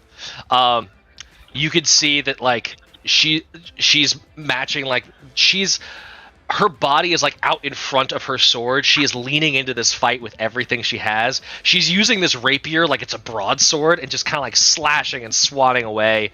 And like, what about the people you're supposed to be in charge of? Why aren't you helping them? And she just like, a small moment opens and she just reaches out and grabs you right at the throat. Can I get that hand off of Julie immediately? Okay, what are you doing to do that? Do you have a specific move? I'm going to fight and use if I could just fight. If I need to, I'll use sword that protects in case there's a condition. Like sure. But so what I'll say is mostly just fighting. Yeah. Give me 1 second on that. She's got Julie by the neck and says, I do my best to protect the people that are under his rule. The collar doesn't hurt that bad if you know how to wear it. And right then, in order to do danger moves, Danny, you have to be out of sword form. So I think there's this cool. It's part of the whatchamacallit, becoming the blade. So while you're in blade form, you can communicate as normal. Darn it! Where the heck is this?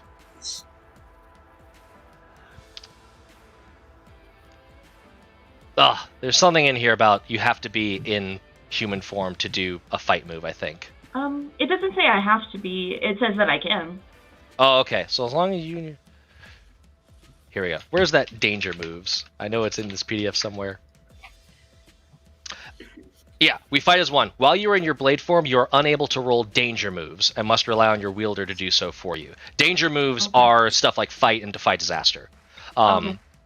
So what I'm thinking is that as there's this tense moment, like Julie maybe like leaves you off to the side, and you just out of sword form, like out of the sword and like behind Lady Beguila to actually like strike at her from behind. Okay. Yeah. Yeah, I'm cool. gonna do that. Roll that fight. Okay. This fight here. Okay. Okay.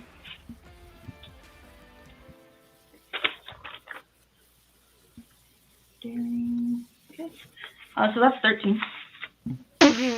Good lord! 13! Yes.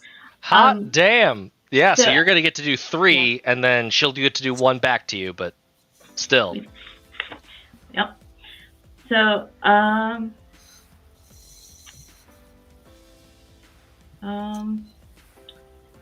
think through violence or cutting words inflict a condition. I'm going to create an opportunity for an ally through powers of distraction, which will be Jolie, and seize a superior position. Okay, cool. So you've turned what was kind of like a full-on meeting of the forces into a flanked fight. She's now having to like whirl around and is kind of like swatting your attacks off with the rapier and swatting Julie's off with like her claw, and it's kind of like you've put her on her heels. She's not as well defended anymore. Can I like reach out and for that move to get her hand off of Julie, I'm just gonna say, keep your fucking hands off of her, and then I'm gonna like use the force and pull her back. Yes, 100%. You just yank her hand away from Julie's neck, and it is now this like spinning battle where she is forced to pay attention to both of you at the same time. She is, however, going to get to do something back. What does she want to do? I think I've inflicted a condition. As well. Okay, so you seize a spirit position, and then you're inflicting a condition. What condition would you like to inflict? What is she not right now? Angry, hopeless, and insecure are the ones that are available.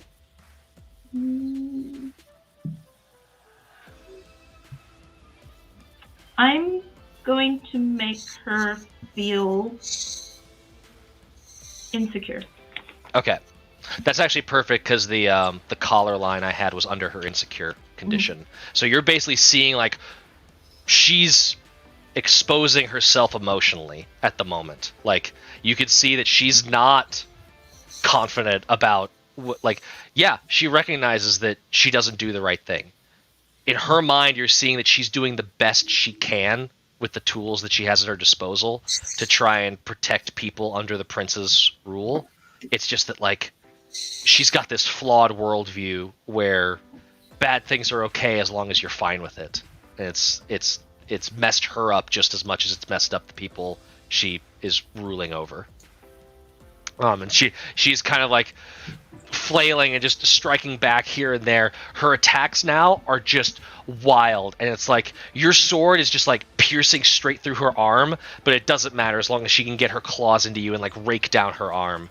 Or rake down your arm. So I would say either maybe frightened or hopeless on you, Abigail. You're seeing that like she is terrifying when she's in this state. She is just attacking willy-nilly. You think that, like, if a random person got between you and her, she would just mow them down to get to you, or to get to Julie or anyone at that matter. And you're also seeing that if she's ever going to see the light, if she's ever going to change her ways, that's a big uphill battle. There's a lot of self-hatred she's dealing with in her beast form that you're going to have to punch through. So either hopeless towards the state that she's in, or frightened for what she could do right now. I actually already have hopeless, so I'm gonna go with frightened. Oh, okay, perfect. Hopeless. Let me make sure I've got that. Yes, that's right. You do have hopeless. So now frightened. Boom. Hopeless. Hopeless. All right, Jesse. What are you doing? Your dad has appeared. He came to one of your shows, and it's the one that you didn't want him to come to.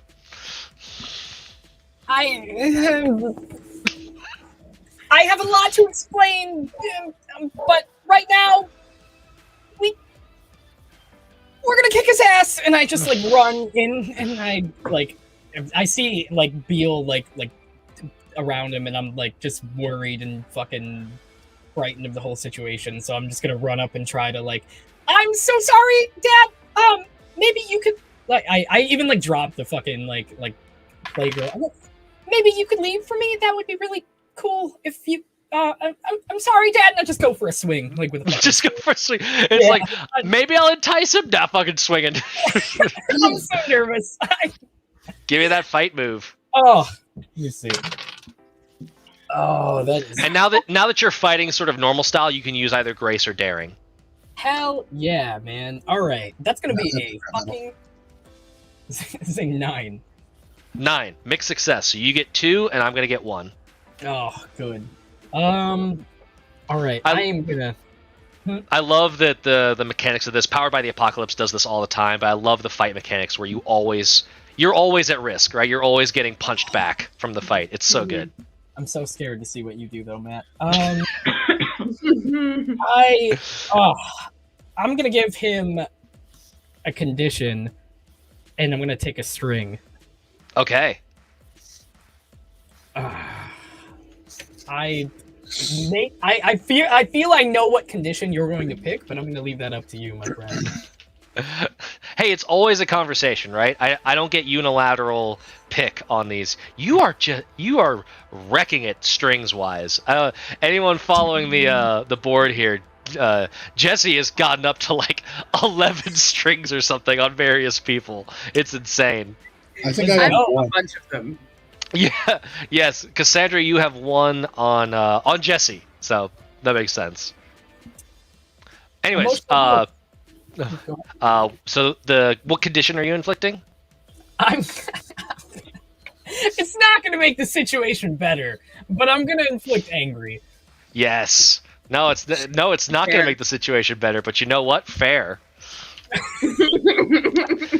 You can see him, like, the fact that you're attempting to even like raise your sword to him, the fact that this isn't just an over and done, cut and dry, yeah, Dad, I'll come home.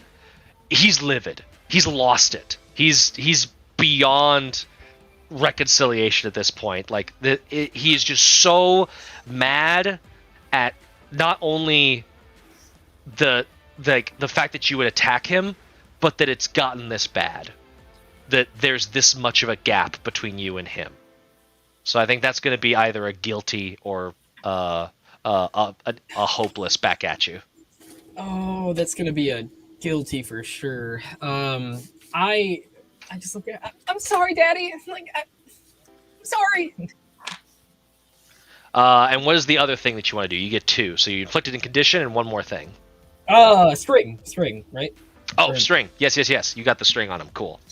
Yes, and you can see that string is like you see that vulnerability. You know that maybe there is a way to use that distance to like.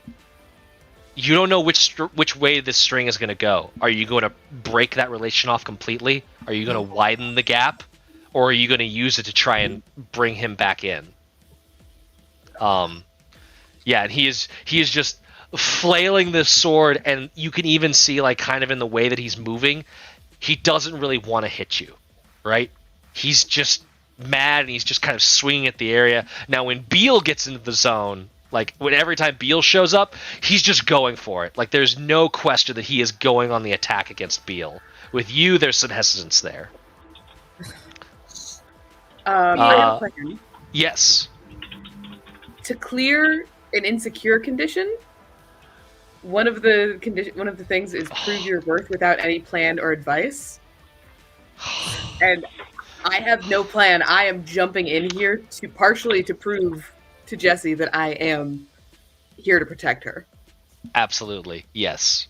Love it. Fantastic. I will say the condition. I'll say the condition won't clear until after the scene. Yeah, very fair. But I will totally say, roll that fight. If you want to roll a fight on her dad. Oh, 100%. Yeah. Yeah. That's awesome. Grace or daring? Up to you. We're now in the mode of like the daring was because of like the verbal word kind of thing with the Battle of the Bands. Now it's like you are just swordsmanship. How are you? Or swordswomanship. How do you feel about a 13? How do I feel about a 13? I feel like a 13's pretty damn good. I feel what would you like to using like D20s, and I'm just sitting here like using D4s. Dude, sometimes. By the way, 6 and I have a +2. I've been forgetting. Make sure you're marking XP for those downbeats. We had a couple downbeats go by, so make sure you're marking XP for them. We can always watch back the VOD if we need to do some proper accounting. But okay, what are you doing for your? You get to choose 3. I still get to choose 1. But what is the 3? I'm just gonna impose conditions. Oh, you're just going for it. You only get to pick. You only get to pick it once, unless like a move says like you can pick conditions multiple times. I got you. But you can still absolutely inflict a condition. Okay. I want to inflict frightened. Okay. Because fuck him. No. Yeah. Purely because fuck him. Here he is having this like tense sword moment with his daughter, and he's just like trying to like discard you, like, oh, who are you? Get the hell out of the way so I can deal with the actual problems. And you are making yourself a full-on problem. You are this whirling 100%. Dervish of blade and anger, and it is definitely like it's something. He was not prepared for that. What are my? Sorry, I don't have the full playbook on this computer. What are my other options? Your other options are you can take a string on him, you can create an opportunity for an ally through prowess or distraction, or you can take an object from your opponent or seize a superior position. Can I just take his sword? I will say, I think it says somewhere in here, I can't remember where, that taking a person's sword is like super like bad. It's like removing their agency from the game in like a very like violent, dramatic way. However, I do actually like the story beat that could happen. Since it's an NPC, I'm always allowed to say like, no, you could disarm their sword in this case. So what I'm going to say is that there is a case that this makes sense. You could totally disarm him of his sword. He like goes in for this big overhand blow, and you just like swing out of the way, dodge completely. It gets lodged into the stage, and you actually just like do a quick slash across his wrists, like the back of his hands, and he's just like you cut him in a way to where he can't grip the sword, and so he's just kind of stuck defenseless. Let's see here. What is he going to do? Okay. Yeah.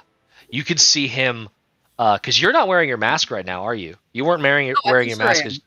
Oh, you for sure am. Okay, I couldn't Yeah. remember because when you impersonated the gatekeeper person, you were maskless, I believe. But you're wearing the mask right now, Yes. right? I put it back on the way into the club. Perfect. So masked up, you're normally used to like no one can see me. I am invisible. I am whoever I need to be. Mm-hmm. He locks eyes with you through the gaps in the mask where you could see him see your eyes to where you know if he ever saw those eyes, he would know for sure it is you. Ah, shit. And there is this intense moment of like, who the fuck are you? And he is going to grab a string on you. I also want to take a string on him. Oh, for my okay, left. nice. Yeah. Let's just swap strings all over the place. Hell yeah. Let's see here. And then I'm going to give you Jesse's dad. Boop. You get a string on Jesse's dad. And I just want to stand between him and Jesse and between him and his sword. Okay.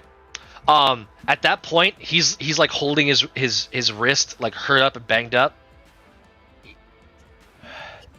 And he just runs off. He just like retreats away from this altercation. You can see he's been disarmed. He's been emotionally wounded. He's in no state to continue this altercation, and he just beats feet out of there. Dad. Oh, that's Jesse, so sad. okay. What's happening? I'm sorry, I couldn't let him hurt you. What's going on? He's a turf. He's a turf. And Jesse just looks defeated.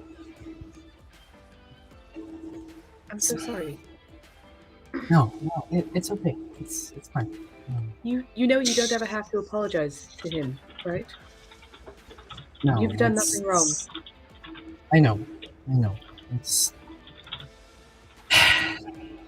just hard to see him even after, being yourself. So, Absolutely. No, I understand. Do you want his sword, or should I give it to someone else? I'll take his sword. It's Alright. the least I can do. She feels and like grabs your hand and goes, "Thank you so much."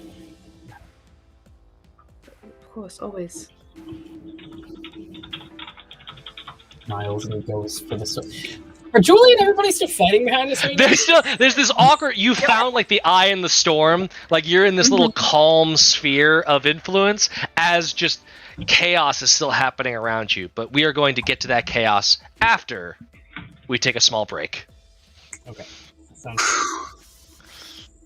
Also, fully not letting go of Jesse's hand ever again. Hell yes. Just full on. What is this? There we go. Yeah. Aww. I am not Awesomeness. initiating the letting go of that. I will say that for the cost of the toxic behavior to get the condition cleared, putting yourself in that moment, exposing your feelings, like literally on a stage, I'm gonna say your feelings crank up by 2. Oh, full fair. Yeah, absolutely. But you've got that condition cleared. So I'll say that you're good on the condition, but your feelings do spike pretty bad. Hell yeah. All right, everybody. I'm gonna Only click it got over one to more, break. and then we do bad things. Good.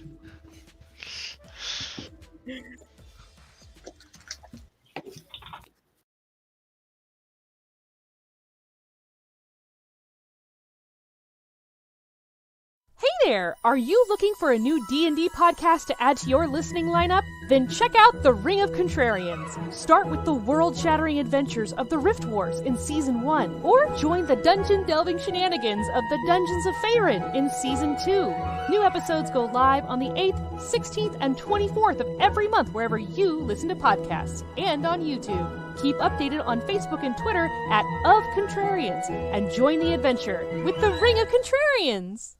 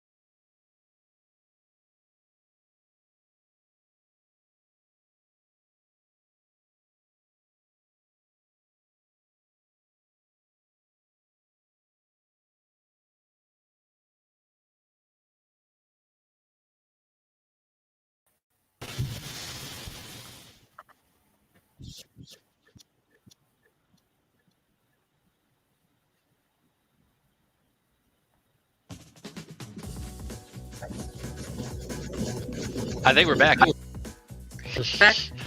Hell yeah. Alrighty.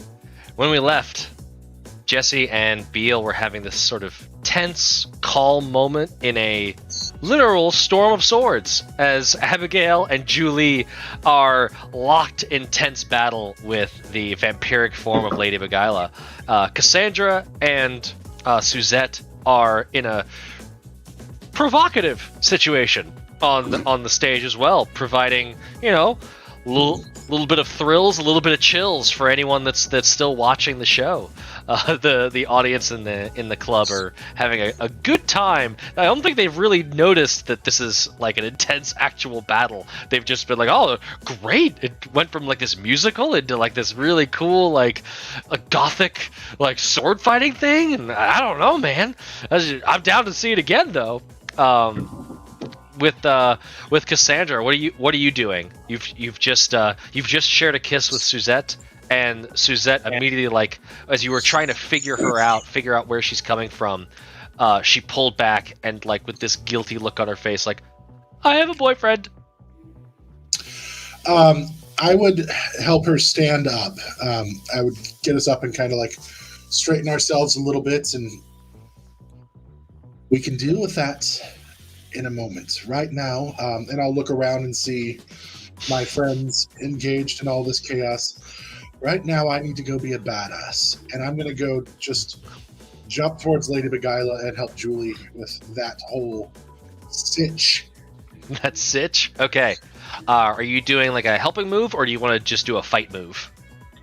I'm going to jump in and... yeah, I'm going to do some sort of fight move. I want to try to like come up. Where am I in relation to her? Am I like behind her? Am I in front of her? She, Julie, and Abigail are kind of in this moving triad of craziness. So you're kind of to the front, behind, to the side. It's however, basically like this move will determine where you are. I'll say that you are able to engage and to try and fight. It's just going to be a little bit chaotic. Would it be possible for me to like try to come in like behind her and maybe like try to do something again, kind of like a disarming style move? If she doesn't drop her weapon, that's fine, but something to kind of draw her attention away from Julie, to give Julie an opening. I want to create an opening for Julie to get her strike and to draw some of the danger away from her. Sure. Yeah, you can do the fight move, and you could just if you roll well enough, you can pick one of those like create an opportunity style things. Do I get to use daring for this? Yes, you do. Hey, I have something in this.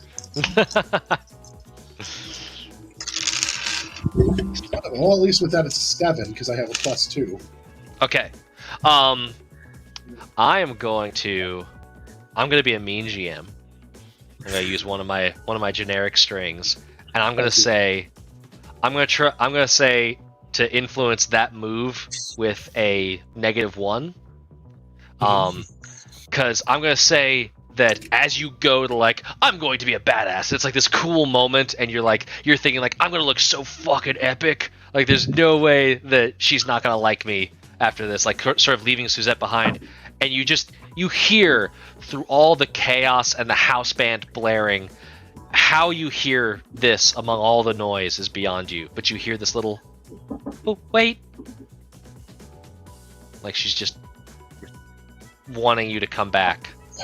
And I'll say that gives just enough of a like falter to your swing that you slice through, and it actually like trips up Julie as they were going for their next move. And then Abigail's like, oh no, and you see Lady Beguila just like full vampire fangs, her mouth gets wide in this big smile of like, gotcha, and just slashes out with 2 claws.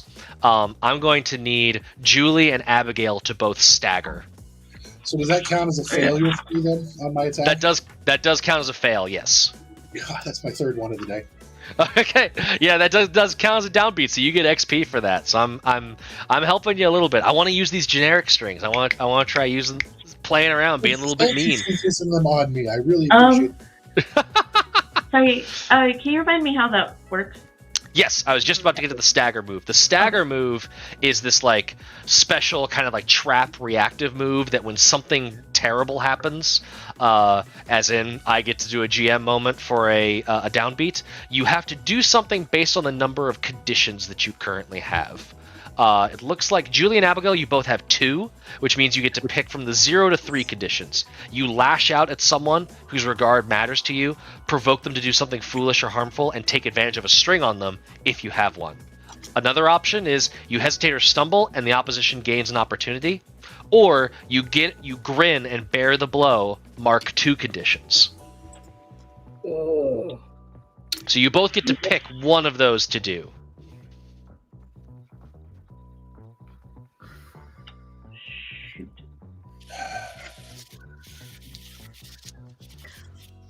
We still have that emotional support for Julie standing, don't we? Yes, there is going to be an emotional support for Julie coming in hot at the end of this. So you could face tank some conditions right now if you wanted to.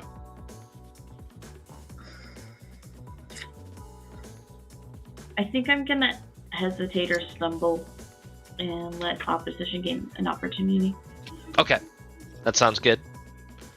And Julie, what are you picking? Probably just gonna take it.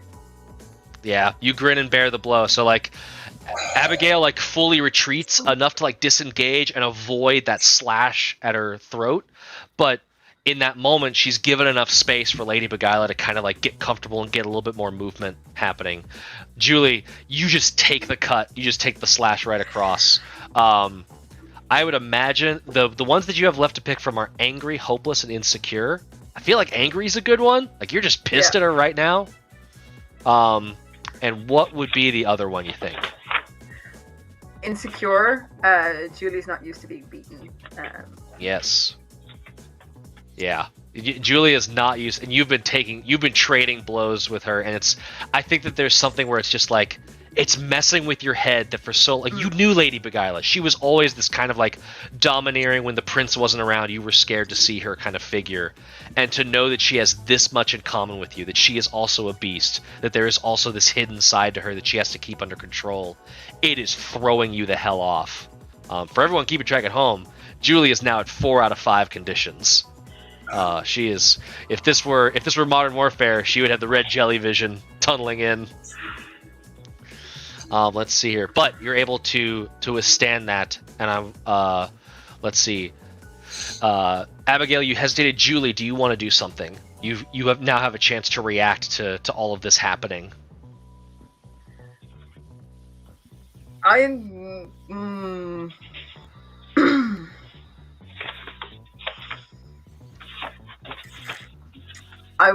want to take a action against her again because she's gotten closer to me at the moment, so I want to take advantage of that and yeah, sort of return the favor with that closing of the distance. Yeah.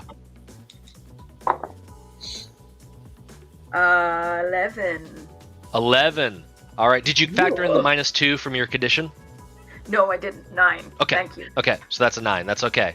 I want to double check something real quick because you got a string on Lady Beguila at some point in this altercation. Because of your BDE, you would also get a string on someone else in the scene. Because I think you've been rolling God mode this whole encounter. So who else would you like to get a string on? If you don't have an idea, I have one that would be interesting. I'm listening. Okay.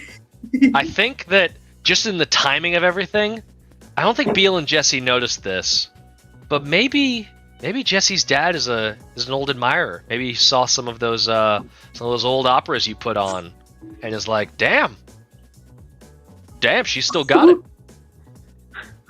All right. Okay, so you have a string on Jesse's dad that is. It's hard to tell if that is professional respect for a lovely female singer, or if, boy, she really butters my taters. My dad.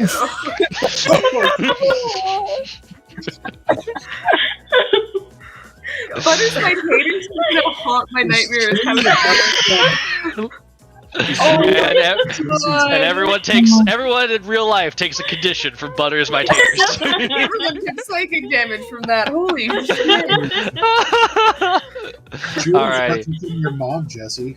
But Julie, you do get to you did roll a mixed success just now, so you get to pick 2, and then there's gonna be 1 coming back at you. Actually, Okay, so- I did. Mhm. Oh, I did last time. I rolled for fight. I rolled sword that protects. yes. That is going to prevent the next condition on Julie. Oh, that's perfect. Excellent job. Sweet. Cool. Oh, that's right, because you rolled like a 13 or something. You rolled Mhm. crazy good. Yeah. Yeah. Julie, what you got going on for your 2 choices? Lady Beguila, if she's not already insecure. Let's make her insecure. Yeah. I think she is insecure. Yes, she is insecure. I would say the one that's right next to that, at least kind of in my book, is like hopeless. Mhm. I feel like she's out of allies. Like Suzette is kind of like bleary-eyed looking at Cassandra. Jesse's dad ran away. Like she's 1 versus now 5. She is utterly surrounded. So I think she's not seeing any way out of this situation at the moment. Perfect. Yeah, we'll give her hopeless. Okay, so she is now hopeless. And what would you like as your second dealio?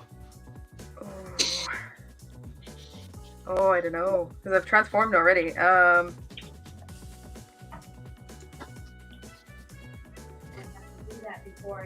Can I figure her out actually on Lady Beguila as well? Because I have tenacious purpose.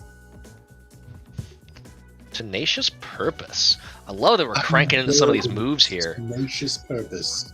When you commit yourself to a specific goal, you may ask the GM once per scene how you could advance that goal in a way that violates civilized norms. Take a +1 forward to act on the answer. If you refrain, it counts as an uncomfortable situation that reduces your feral by 1, and you must mark a condition. I don't know if that applies here. What are you thinking? What is your goal here? Because Julie's unsure, like her image of what Lady Beguila was and who she's been for so long has been questioned, now knowing that she's also a beast. So she wants to know, like, how Lady Beguila kept that hidden for so long, like how she's even aligned to the prince at this point when her beast clearly has come out. Yeah. What I'll say is, because this is happening as part of a fight move, I think a good way to represent this would be you getting another string on her.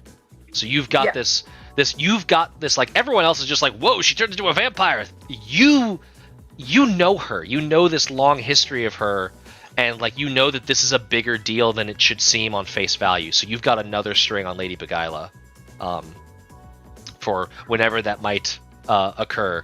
And seeing that, like, Lady Beguila is just, like, taking completely off kilter. You're landing blow after blow, and just, like, with these strikes of your sword, it's also like strikes of emotion. It's like, no, I'm not going back, and you shouldn't either. Is almost like this, like, message that's happening, and she's hearing that loud and clear. And, like, right as she's about to just, like, spite play, like, slash at you, she sees Abigail come up and just like bring the lightsaber forward, and it's like this sort of like crossbody guard against you, to where there's like, it's this impenetrable wall of sapphic power is like surrounding her, as everyone is just like Avengers style coming in to form like a lesbian wall of defense. And it's just like, fine, have fun, I'm taking my toy and going home. And she, like, with preternatural speed, retreats, and she is going to, for her move on the fight book, on the fight move, what is exactly the wording here? Fight. Take an object from your opponent or seize a superior position. She is going to grab Suzette by the collar and just yank her out of there, and is retreating out of the club. Hell no, she's not. So she's grabbed Suzette and is hightailing it out. You, Cassandra, you are following after. I'm absolutely opposing that. Okay. If you want to stop that, I'm going to say you defy danger. Yeah, And dude, can I do the fool's rush in Then with this, when you vault into a situation without forethought and wind up way over your head, give someone dangerous to you a string, mark XP, and take +1 forward to defy disaster. Let's see here. Fools rush in. Okay, yeah, That'll work. that'll work. Okay, so. So you are going to give Lady Beguila a string on you, correct? That's how that Yes, move works. I will give the string, and then I get a +1 on this roll. Is that what it is? Yes. So you are running in, and yeah, because it is +1 to defy disaster. So you get +1 forward on defy disaster. That's cool. I like it. So I rolled a 10 +1. All right. What is defy disaster? Is that Defy disaster is you just get to do it. You do it with style at the GM's discretion. You may also learn new information, discover a new opportunity, or gain a string on someone. Do I use any of my other stats though, or is it just a straight D6? Oh no, it is. I would say this is daring. You're putting yourself at risk with the Fool's Rush that's in. A total of a 13 then. Yeah, you nail it. Absolutely crush it. And because of that Fool's Rush in, I'm trying to figure out Fool's Rush. Give someone dangerous to you a string. Mark XP. Okay. You immediately rush in, as per the move, and you interpose yourself. You take a slash at Lady Beguila's wrist. She withdraws her hand from Suzette, and you see this moment of like, interesting. And she hightails it out. Suzette, she's leaving Suzette behind, but you could tell that she knows why you put yourself into that situation. You don't know what the consequences of that are, but she definitely has a string on you. She does. And I'll just look at. Are you okay? I think so. Sorry, I rushed off like that. I had to go make sure that my friend was okay. I didn't mean to leave right in the middle of what we were doing. No, that makes sense. Yeah. Yeah, that makes sense. She's kind of like holding her sword awkwardly, like, oh, I guess. We can I don't. put these away. Yeah, and she's definitely just not making eye contact. She's just kind of looking around at anything else going on. Would you like to go have a drink and we can talk? And you hear Gale from like way up in the balcony. We should all have a celebratory drink for the fantastic show, and the whole like crowd like, oh, it was all a bit. Ah, like they all start cheering. Gale has sort of like covered for the insanity that broke out, and the house band starts like cleaning up the stage a little bit. They like put a little cloth over the mark where. Let's see, what's your dad's names? His claymore bust into the ground. Arnold Sinclair, or Arnold Sinclair's. They help you wrench that thing out of the stage. Like, just take this. This is fine. And they start playing some more relaxed, smooth jazz to kind of mellow out the scene a little bit and restore some sanity to the scene. Smooth jazz here on the 5 o'clock hour. So yeah, Suzette immediately like just goes over to one of the tables and is just like, she just falls like almost just falls unconscious, like she's just completely overwhelmed by everything that's been happening. And I'll just be like, is there a drink you prefer? Anything fizzy and lemony?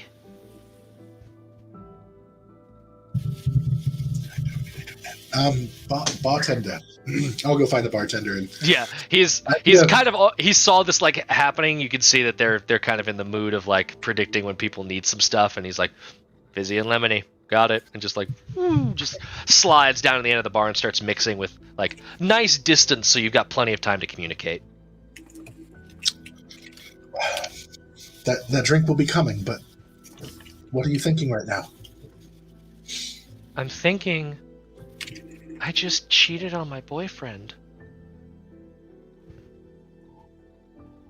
Well, I mean, technically, probably true. But are you regretting it?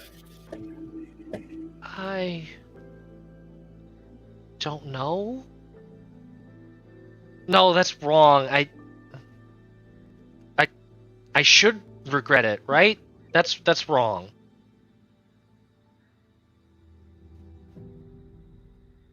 Oh, Dustin, I think we lost Dustin. Can you hear me? What? There we Yes. go. You're back. There you go. Maybe you regret the cheating, but do you regret the feeling? And you could just see her this like cat got your tongue expression completely on her face. Her brain is sort of melting at the moment, not sure what's happening.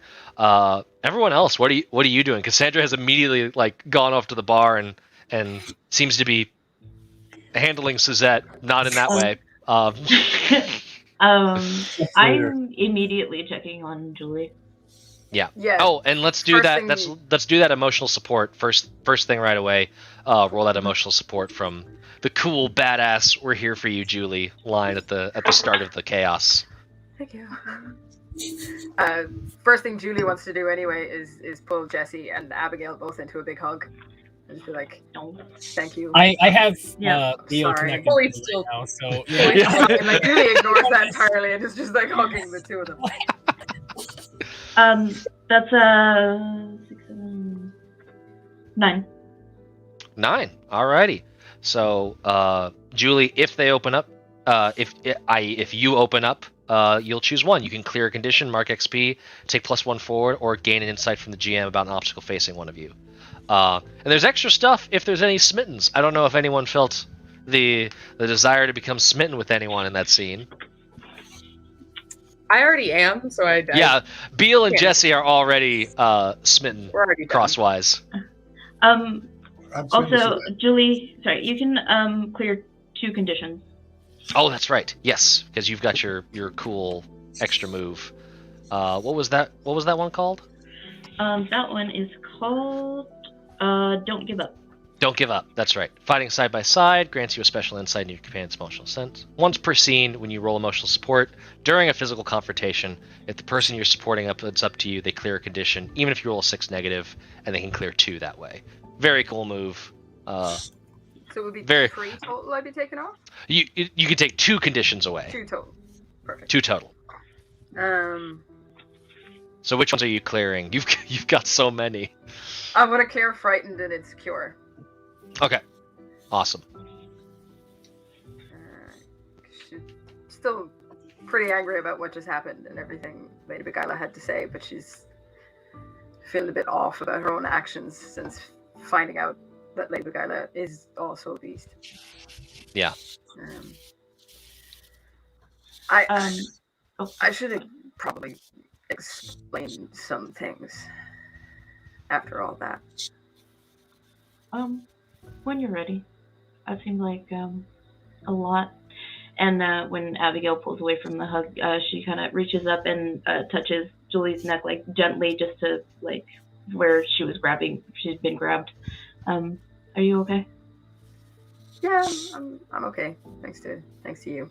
I'm okay. Yeah. Well, you were pretty awesome. I just helped.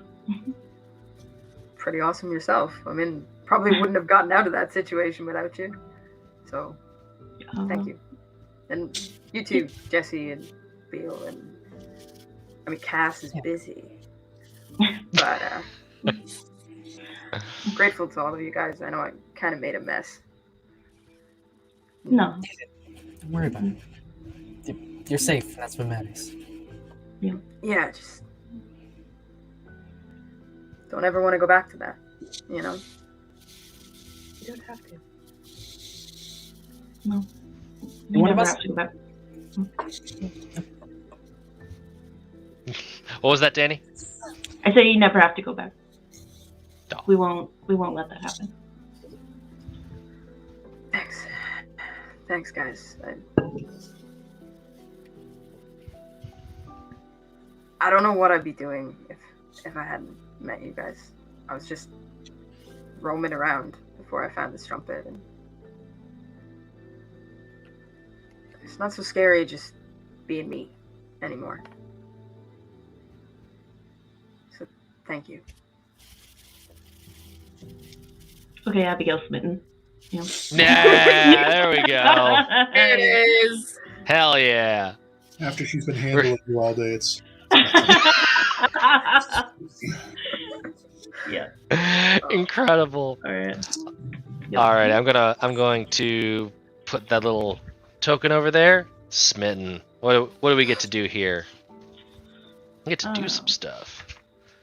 So when you become smitten, always your choice. Say why, give them a string on you, and answer the question in your Truth of Heart and Blade. So what is? Let's see what that question is. You've got when you become smitten with someone, say why, give them a string, and answer this question. What useful act do you believe their affection for you is contingent on? Yeah, I am smitten, or Abigail is smitten. I kind of am too. With Julie, because they fought so hard for their freedom, and they feel so deeply, and and they're such a protector, and Abigail just really loves that. What useful act do you believe their affection for you is contingent on? Probably exactly that, being useful, being a useful sword and helping to protect her and the rest of the crew. Hell yeah. And I think your synchronicity also goes up. I think so. Is that 3?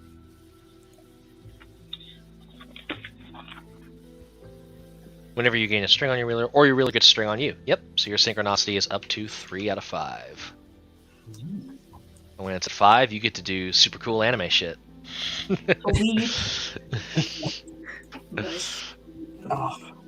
Can I clear guilty by just like seeing the garbage off the side of the stage and like throwing my notebook into it?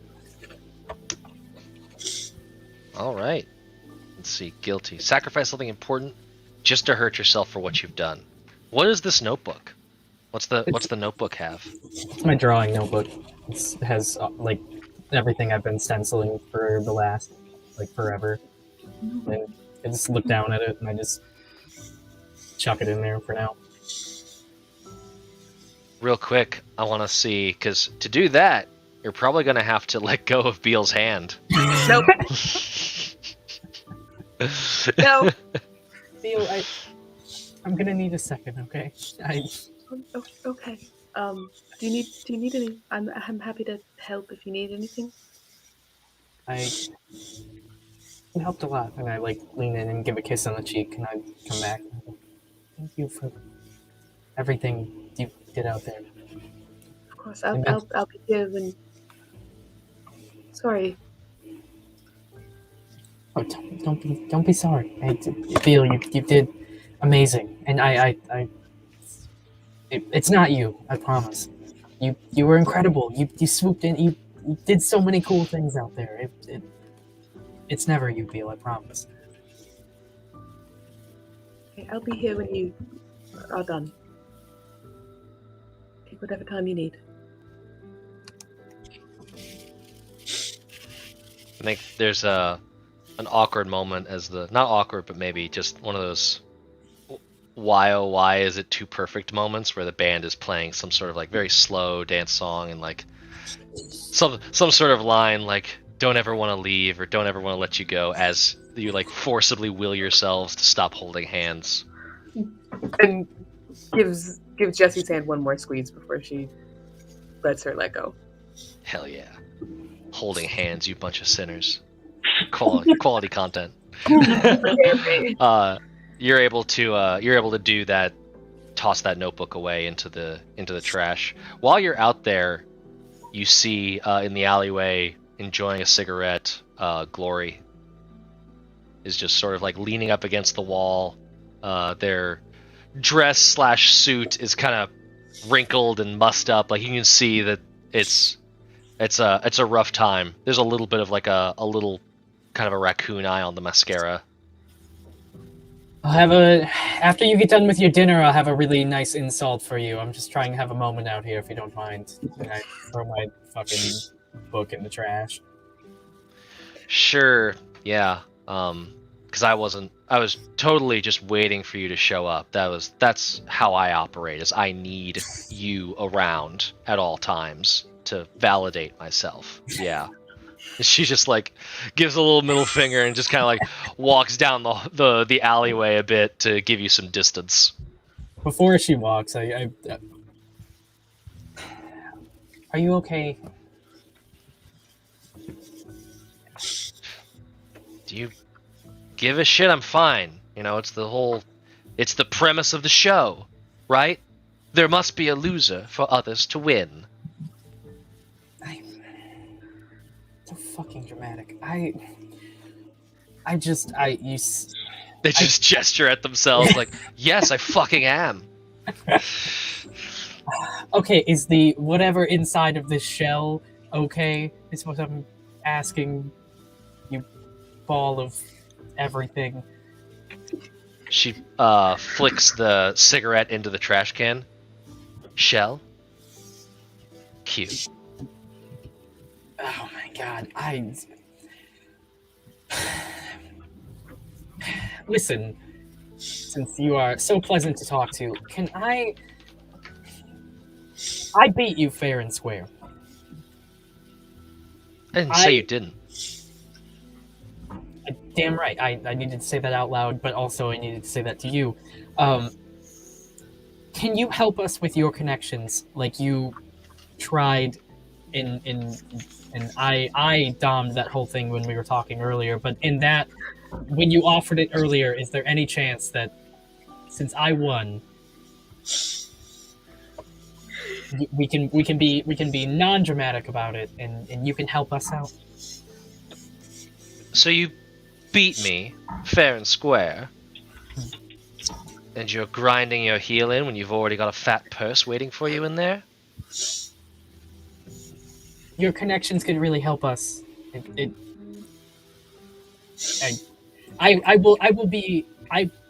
won't go in there and brag about this glorious win that I just decimated on said stage moments ago. If you help us out. Brag all you want. We're all just embers in the wind. Oh, God. If you want the ability to even approach and entice, you're gonna have to do emotional support first. I offer emotional support. Are you? I extract emotional support. I'll be supportive. How do I you think that's an feel? automatic fail. Give me that harder spirit roll. Yeah, let's see what happens. Oh boy, the 2 I have 0 is awesome. Oh shit! All right, 10, boy. Look at this. Hell yeah! I'm not lying. Not lying. Hell yeah. I love it. I love it when the dice decide to tell a story. It's so good. Oh yeah. So I think, let me see what that 10 plus gets. I was hoping I failed it though, to be honest. Just to see you wanted the down. Yeah, you wanted the downbeat. Yeah. That would have been typical of this thing so far. So if they open up to you, they choose one, and you either choose one or take a string on them.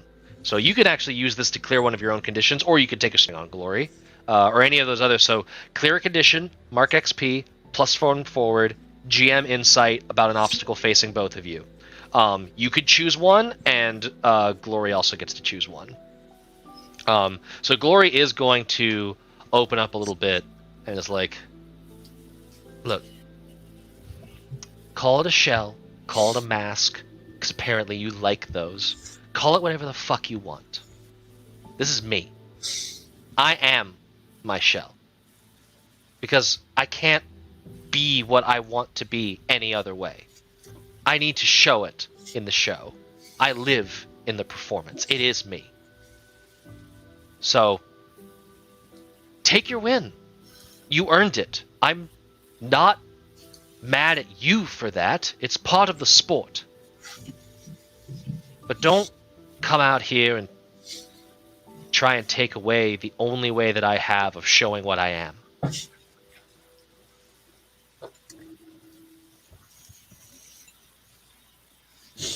I'm sorry. I genuinely, I wish I was brave enough to be myself around everybody, and I that's courage, that's bravery. I mean, I admire it. I think as much shit as I give you for being, well, unfortunately, your shell, I admire what you strive to do, and it's pretty kick-ass. He kind of wipes the raccoon eye out a little bit and like does the best job they can at fixing his makeup, and damn straight. And you're not so bad yourself. You know, I don't just play with people to play, right? You seem fun. And you're certainly fucking capable. So look, you've already got everything you need in there. Interpret that however you want with your friends and shit. I mean, literally, you've got the money, you've got... If Gale's hooked you up, then they're probably going to be better than any of the contacts I have. Because, frankly, the people who are my friends are a little bullshit. They're not nice. Well, hey, it's never too late to start new friendships. And I, like, put my fucking glittery hand out, and like, I in another lifetime, the whole scene we had a day ago. Sorry, I had a few too many at the bar earlier. A day ago, I would have jumped all over that, but I something's different, and I just want you to know that you are a snack, and you can do. You can kick some ass in this world, and we're always here if you want to be cool and you know, maybe get down just a little bit on the whole like I'm out there kind of thing, and maybe just be yourself and hang out with us. I think that's cool too. But you know, put her Mike, put her there, and I reach out. They reach out as well, and they shake your hand, and it's just that right mix of firm and soft. And it's, you know, why wait till next lifetime? If your girlfriend's interested, I do groups. And shit, they just kind of like do a little flourish, and then they walk down the alleyway. Just sort of, you could see a little bit of like a swagger to their walk as they sashay away. She just one dial back. I get it, but like I have no other settings. Deal with it. I hear you. Okay, and walk back behind her, just with my head like I shouldn't have never fucking. Okay.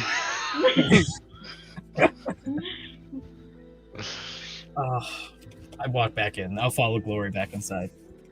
Okay. Oh, they're kind of like walking off into the city. They're having an evening of themselves and just kind of relaxing, meditating, whatever that is. Okay, now I won't hope that she gets hit by a car.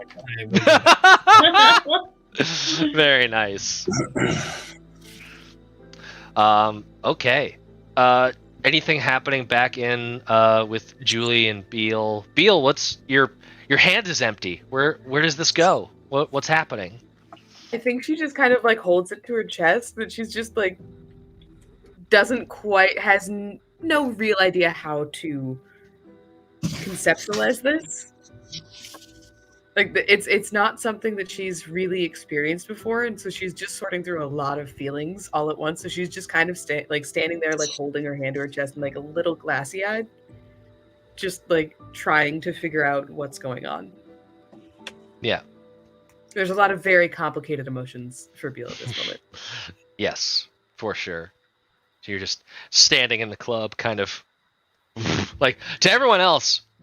You're just standing there, right? You got the mask on. Yeah. You're protected. You're hidden. But it's definitely this moment of like, recalculating. Yeah. Yeah, 100%. And like also trying to get out of her own way mentally, kind of. Yeah, totally. Of just like this part of her brain is like, this is not possible. This is not something that's happening. This is a joke. This is a trick. Someone's being mean to you. You don't like. Just a lot of stuff is going on for her right now. Yeah, exactly. Yeah. Julie, Abigail, are you doing anything specific? Abigail, you still in human form? Or have you ducked back into sword form? Still in human form. Okay. Yep. Chilling at the bar, just kind of relaxing and decompressing after the fight. I think Abigail is trying not to freak out by this realization of feelings. And she's going to put that way deep down and go check on Beale. So the two panic modes have gravitated towards each other and are going to panic together. Panic silently in their own little worlds. Excellent. Just gonna hold Abigail's hand with the hand that Jesse was not holding. I can't wash this one, so I have to use. Exactly. Abigail's face is completely red. She's starting to freak out even more. Like, this other totally handsome person is holding her hand now. She just realized her feelings for this totally beautiful woman. They are already starting to feel feelings for Beale before this. It's just like she's a mess. But she is trying to just shove it in a box. Box. Put my feelings in a box. Put my feelings in a box. Abigail's one of the only people that Beale really trusts and is just kind of like reaching out for some anchor of normality of just like, if I don't hold on to something, I'm going to fly away kind of thing. Abigail definitely holds back and like kind of reaches out with her other hand and like squeezes Beale's shoulder. Are you okay? I think so. It's a lot, and I'm not good with words really. Let me think, and I'll how are you? What's going on? Are you okay?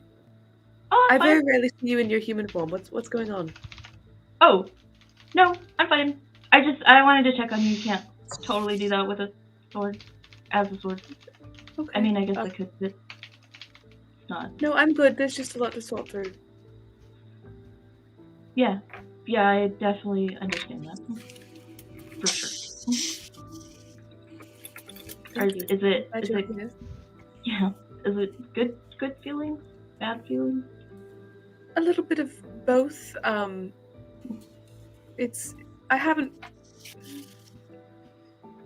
really told anyone about my life until I got on the Strumpet, and that's very on purpose. And it's just I'm sorted through a lot right now. Yeah, I get that. Well, I'm here for you. Always. And I for you. Thanks. Yeah. Abby Smitten. Hello. Smitten with Beale? Yeah. Oh, jeez. It's all happening. Push it over. It is going in the box. No idea about this. But I love it. fully in her own world. Nope. It is going in the box. Never to be revealed. Well, fortunately, as the audience, we do get a little bit of reveal. So you give a string over to Beale, and that actually bumps your synchronicity up too, because you're kind of like always being wielded by or actually, would you say that bumps synchronicity? Is Beale your wielder yet, or right now it's primarily been Julie and Jesse, I think. Actually, Although, it was you Beale went earlier. Yeah, you went with Beale on that mission. So yeah, that totally ticks up your synchronicity. So you are at 4 out of 5. You are engaging full on polycule soul blade mode. What are the answers to your questions? What's making you get smitten with Beale, and what useful act do you believe their affection is contingent on? Yeah, Beale is just such an incredible person. and again feels so deeply and cares so much and is just so fucking cool. And Abigail is just really drawn to that. And I think the contingency of affection is pretty much being their rock and their emotional support. Yeah. I can't stop it. Listen, excellent. I am self-inserting right now, but it's okay. No, I love like when I made Beal, I like fully had the meeting with Matt and then went off by myself and cried because he was like, "What's preventing you from getting in a relationship that's stable?" And I like answered off the cuff and then was like, "Oh shit, Yeah. oh that was too honest. Yeah. Oh no." I did the same. It's okay. Yeah. We've been exposed. Exposed. I'm seen. I don't like it. But yeah. Awesome. Abigail does not say any of this. Oh yeah. But it's just Yeah, I like the smitten mechanic because it is meant to be something that the audience and the players enjoy, but it is not always apparent to the the characters, right? So you can always use this stuff as like dramatic irony. You know that's how Abigail feels, but Beal might. So maybe Beal stumbles into it by accident, says something off the cuff that sort of pokes at that. I love how this system gives you narrative building blocks to build cool moments later on. What's Cassandra do, or Julie? Oh, sorry. Just one more thing. Can I roll? Wait, does Beal have any conditions? Oh, that's right. I was gonna say you can either roll emotional support or Beal. I would say that you could knock your feelings down by 2 because you're doing the open up to someone whose regard matters to you. Reduce your feelings by 2. I don't know that I really opened up. Okay. So Thank you. If you didn't open up, but you could do emotional support. I don't if have you feel conditions. Okay. But I appreciate it. Oh no, actually, emotional support will take my. I think you've got one. What do you got? No, you don't have any conditions, but emotional support does still offer some things. It does. Yeah. Okay. Yeah, because you can mark XP, get +1 forward, or gain DM insight. Yeah. I'm just gonna just give Beal a hug and say, everything's gonna work out. And you really deserve that, and I'm so happy for you. You too. I'm always here for you. You're extremely important to me, and I don't ever want to not to be alone again. You're really important to me too. And you're never gonna be alone. You have me. You have all of us, and Jesse, of course. And I will roll emotional support. Yeah. That's a 9. So 9. You get 1. Very nice. Yeah. So you get to pick one. You can clear a condition, mark XP, +1 forward, or gain insight. Gonna mark XP. Heck yeah. Get those advances. Julie, what have you? Nice. Julie, what are you doing? Since the fray has boiled down a little bit, and there's a measure of calm in the club right now. Probably went to the bar, ordered everybody a drink. Yeah. Watched Abigail and Beal for a few minutes. Kept an eye on Cassandra for a few minutes. Spotted Jessie coming back in, and walked over and handed her a drink. Nice. Yeah, you're kind of you're like a little bit of a minor celebrity at the moment. The whole place is jiving off of the energy from the show. So people are like coming here and there and like working up the courage to like, oh, that was a great show. And so you're just like, just sort of people watching at the moment through all of that. Yeah, perfect. Eventually get to Jessie and walk up, hand her the drink, be like, "You okay?" Yeah, fine. There's trash in the alley. I'm doing a lot better now. It was my dad on stage. Family. Yeah, I haven't got the best track record there myself, so kind of get what you mean. But the worry thing that I would say is he's part of Turf, and that means Turf is in town. So I don't know if he's by himself or, but I do know you should be careful. He's not somebody to. He's a dangerous person.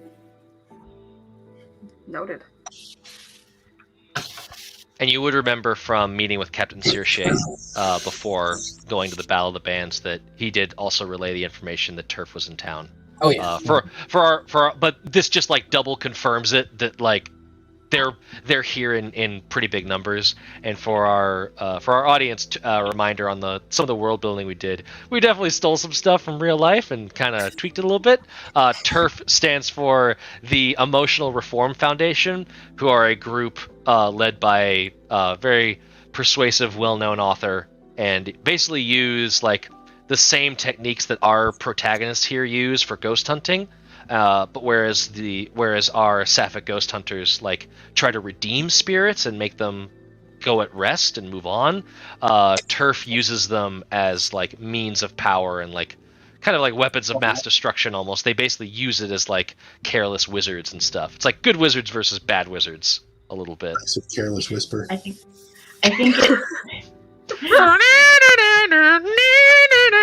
it. License it. I think it bears repeating. Fuck TURF. Yes. Always fuck TURFs. Always fuck her. Do we want to go to Cassandra and Suzette at the bar? Suzette's having this little like everyone's having meltdowns right now, and Suzette seems to be a near paralytic level of meltdown. Okay, so I assume the bartender has finally brought the drink, and yes, yeah, she's sipping on it. She's like you can see her restoring a little bit of her like cognizance of the room there. I'm kind of torn between like I don't want to like feel like I'm doing too much, like touching, like I don't want to like kind of like rubbing her back or like patting her shoulder. Like I'm kind of like that moment where it's like, do I do this? So you almost go for the bet. Like I'm not sure like where to go. It's just super awkward because emotions are generally uncomfortable for me. Like closeness and connection are kind of uncomfortable for me.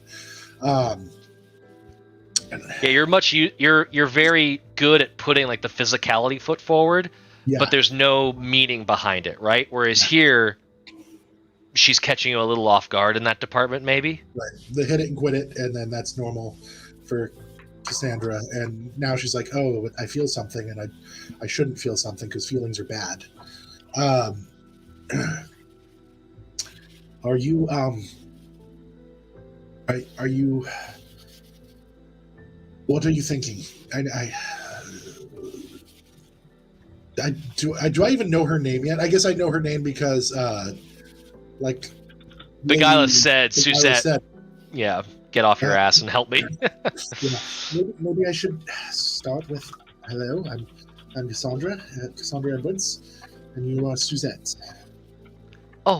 Oh, right. Yeah. Hi. Yeah, I'm Suzette. I don't know what's happening in my head right now. There's a lot, and it's just kind of. And I think that's okay. Like, you don't have to make a decision right this second. You need to think about it. You need to feel about it. You need to process. I don't want you to regret meeting me. Yeah, I don't. I don't. So what? If it makes you feel better, I was simply just trying to prevent you from stabbing one of my friends. My landing went a bit awry. It was supposed to be much cooler, but maybe fate intervened. Yeah. Thank you for not stabbing me. Oh yeah, I didn't get you or mess up your clothes or anything, right? I look down and check myself out. Do I have? No, you are pristine as best you can be. Yeah. No, did you want to? I could like unbutton something. No. That's okay. Nope. I'm sorry, it was too much. I'm sorry. Not that I wouldn't want to. No. Drinks. I should probably be going. I need to make sure that Lady Beguila has her. She's gonna want that suit fixed. She knows. About what? That apparently I have a connection with you. Well, what kind of connection? Wait, What? is this a thing? Wait, no. That was no. Wait. And she's gone back into panic mode in her brain. I don't know what it is. I'm not sure myself. I don't do relationships. I'm not good at them. But when she took you to leave, something inside me said, stop that. And I could not let her take you. You don't deserve to be in her shadow. You deserve to be casting your own light. Do you think this is a role, or do you think that is there something you're trying to achieve here? I mean, there's lots I'm trying to achieve. I don't know what role this would be. Maybe shiny and new. Ooh. So let's see here. But Shiny I'm and really new. bad at all these things, so Oh, but that's what makes it fun, is occasional downbeats. When you give or receive emotional support in an intimate moment with someone new, each mark XP or clear a condition. So yeah, you could be giving emotional support here. So yeah, I'd say roll emotional support. also smitten with them. Oh yeah, let's do the smitten move first for sure. Yes. So, when you become smitten with someone, you barely. Oh, you could also do lust at first sight if you're doing a smitten move here. Yeah, I could lust at first sight. Okay. So when you become smitten with someone you barely know, declare your undying love and give them. Oh, you do have to declare your undying love. I don't know if you're going that far. I might. You might. Let's at the very least do the smitten move. So when you become smitten with someone, say why, give them a string, and answer this question: why would your romance never last? My romance would never last because my romances never last. I have such a fear of opening up and actually establishing real relationship because I don't believe that they will ever accept me for who I really, truly am. Yeah, and I think in that moment where you say I don't really do relationships, you can see like a wince in her expression. Like she's already said she has a boyfriend, and so you can clearly tell that she is like the relationship having sort, and Then I would, but I want to.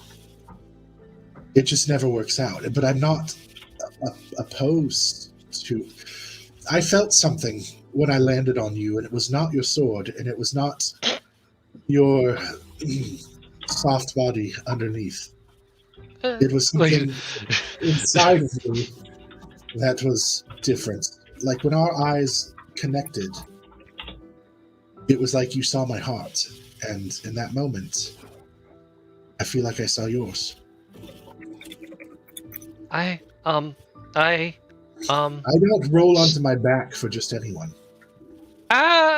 Like she's just having like a full flatline mental breakdown. Do some emotional support, or you can either do emotional support or you can do a figure them out. Okay. Yeah, I will say. I'll go figuring them out again. Okay. This is plus wit. Okay, good. If you wanted to, you could do. I will say keep the die roll. You can also do an entice here if you're just trying to like get a string on her and just like figure out what's happening a little bit, like convince them to open up. That's another way that you can do this. I have 6 plus 2, so an 8. 8 on the figure them out. So you get to ask 2 questions, and they may ask one of you. And this is on page 33 of the the basic rules in this beautiful, beautiful book. You may ask 2 questions, and she's going to get to ask a question back. What are your feelings towards blank? What do you hope to get from blank? How could I get you to blank? What do you love most? How would you feel if I blank? What do you feel about me right now? I feel like you're really cool and capable but like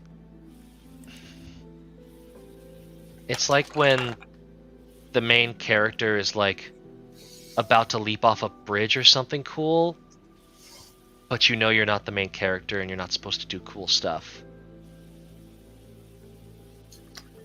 You could see from that answer, like she's literally saying like the main character.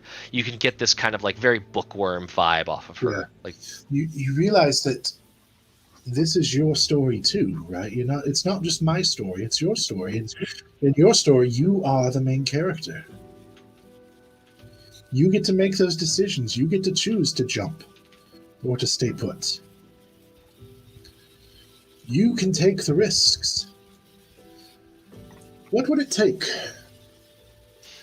to get you to see yourself as your own main character? If I'm in it or not, you need to see yourself as your main character. I don't even know. I guess maybe a chance to actually do something. Can I tell you a secret? Yeah? Growing up, I had the best of everything. I had the finest tutors. I had the finest instructors. It's how I learned to sword fight. It's how I learned athletics and acrobatics. My parents kept trying to arrange marriages for me. They would find me the most eligible bachelors. And it's not what I wanted.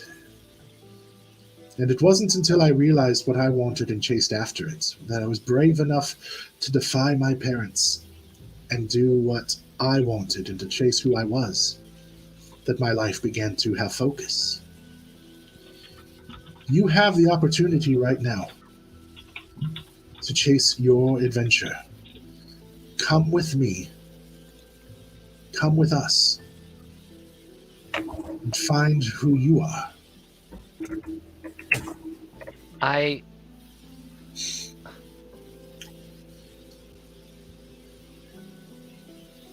But what if I stayed where I'm supposed to be, but did it a different way? And this is her asking the question, how would you feel if I didn't do that and went with Lady Beguila instead? I feel like a part of me might die. A part that you just brought to life just tonight.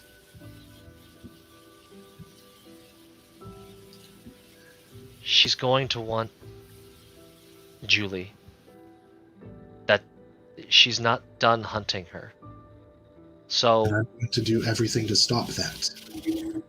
what I mean is, and she's just kind of like fiddling with her fingers. I'm going to put my hands on her hands. She flatlines for a little bit and then she's back. What I mean is that if she's hunting Julie, then that means we'll see each other again. Do you want to see me across the deck wielding swords, or do you want to see me lying next to me waking up in the morning? It's how we met. It is. Can't we do both? I mean, I can train you in the sword to get better, but if we cross swords, because Lady Beguila is trying to get my friend, I'm afraid that's... Lady Beguila said, there's no better way to know someone than to fight them.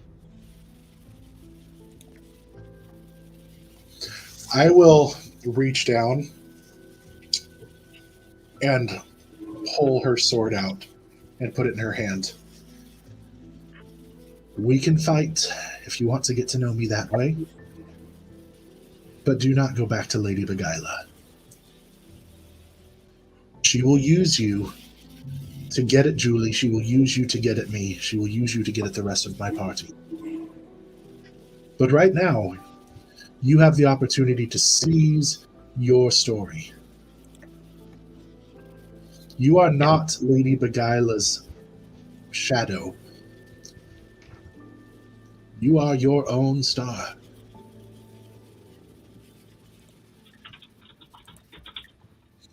Roll an entice. And I love you. What is that going That is to be? going to be plus heart. Oh, dang. One of your good stats, I Oh, imagine. yeah. I'm so good at heart. My heart is so good. I should probably stop using these dice.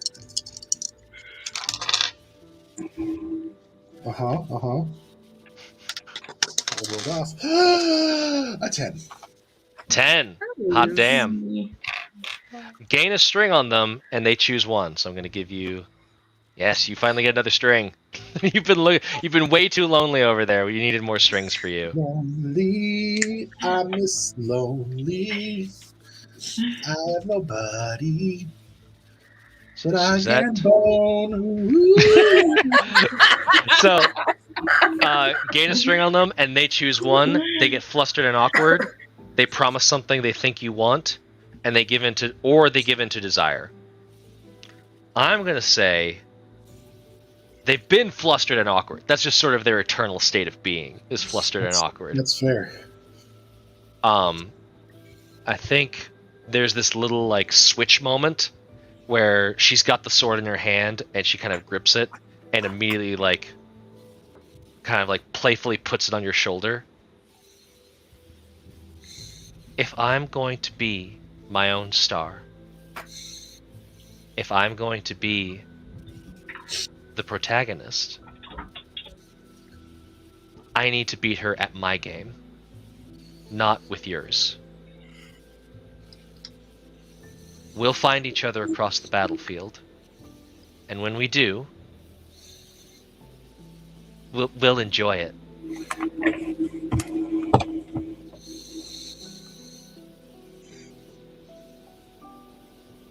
But I don't technically have, and you can see that like that small spark of Dom energy is like vanishing before your eyes as she's like nervously adding, I don't technically have to be back on her ship before sunrise.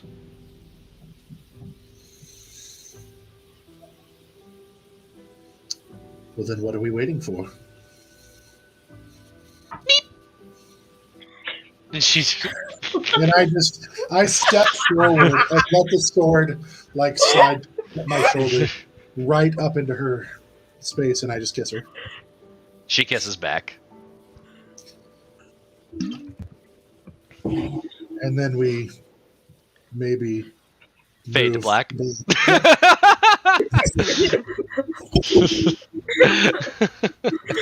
So yeah, because I will say that probably a few people, certainly Julie, noticed that Cassandra and Suzette at some point find an excuse to leave the bar. With Cassandra indisposed at the moment, Gail comes up to Julie and is like, "Well, darling, it was quite the spectacular show, and I do want to thank you for the improvised spectacle. I don't think anyone saw that one coming. That was rather great. Good job, all of you. Your crew is fantastic." Thanks. We're pretty talented, all right, but good in a pinch, I guess. Yes. I wanted to let you know that I'll be forwarding the sums for tonight's battle over to your ship to make sure that you've got everything squared away. And I believe that you're to set sail soon, so I wanted to make sure that you had your translator services in order. If you meet at this address, and she passes a little paper to you, tomorrow morning, sharp, you should be able to get their services figured out. They've already been apprised of the situation. You merely need to tell them that Gale sent you. Perfect. Thank you, Gail. You'd let us know if you ever needed another performance put on, right?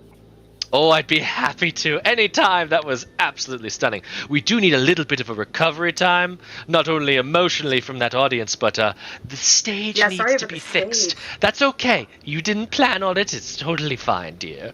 Much worse has happened up there, believe me. I'm sure. Yes. Glitter bombs. Well, if there's anything you need from me, darling, drinks on the house for you and yours to this evening. That was a fantastic show. I must now rub elbows with all the others. I appreciate it, Gail, but let me know if you ever need a bodyguard. Oh, I'm not quite that dangerous, but I will keep you in mind, dear. And she gives like a nice little pat rub to your upper arm and sachets into the audience. And just sort of does the rounds. You can see she's got a couple high roller tables she's attending to and making sure everyone's enjoying the evening. Any other scene? Somewhere safe. Yeah, no worries there. Any other scenes you'd like to take care of on the Songbird or in the Songbird?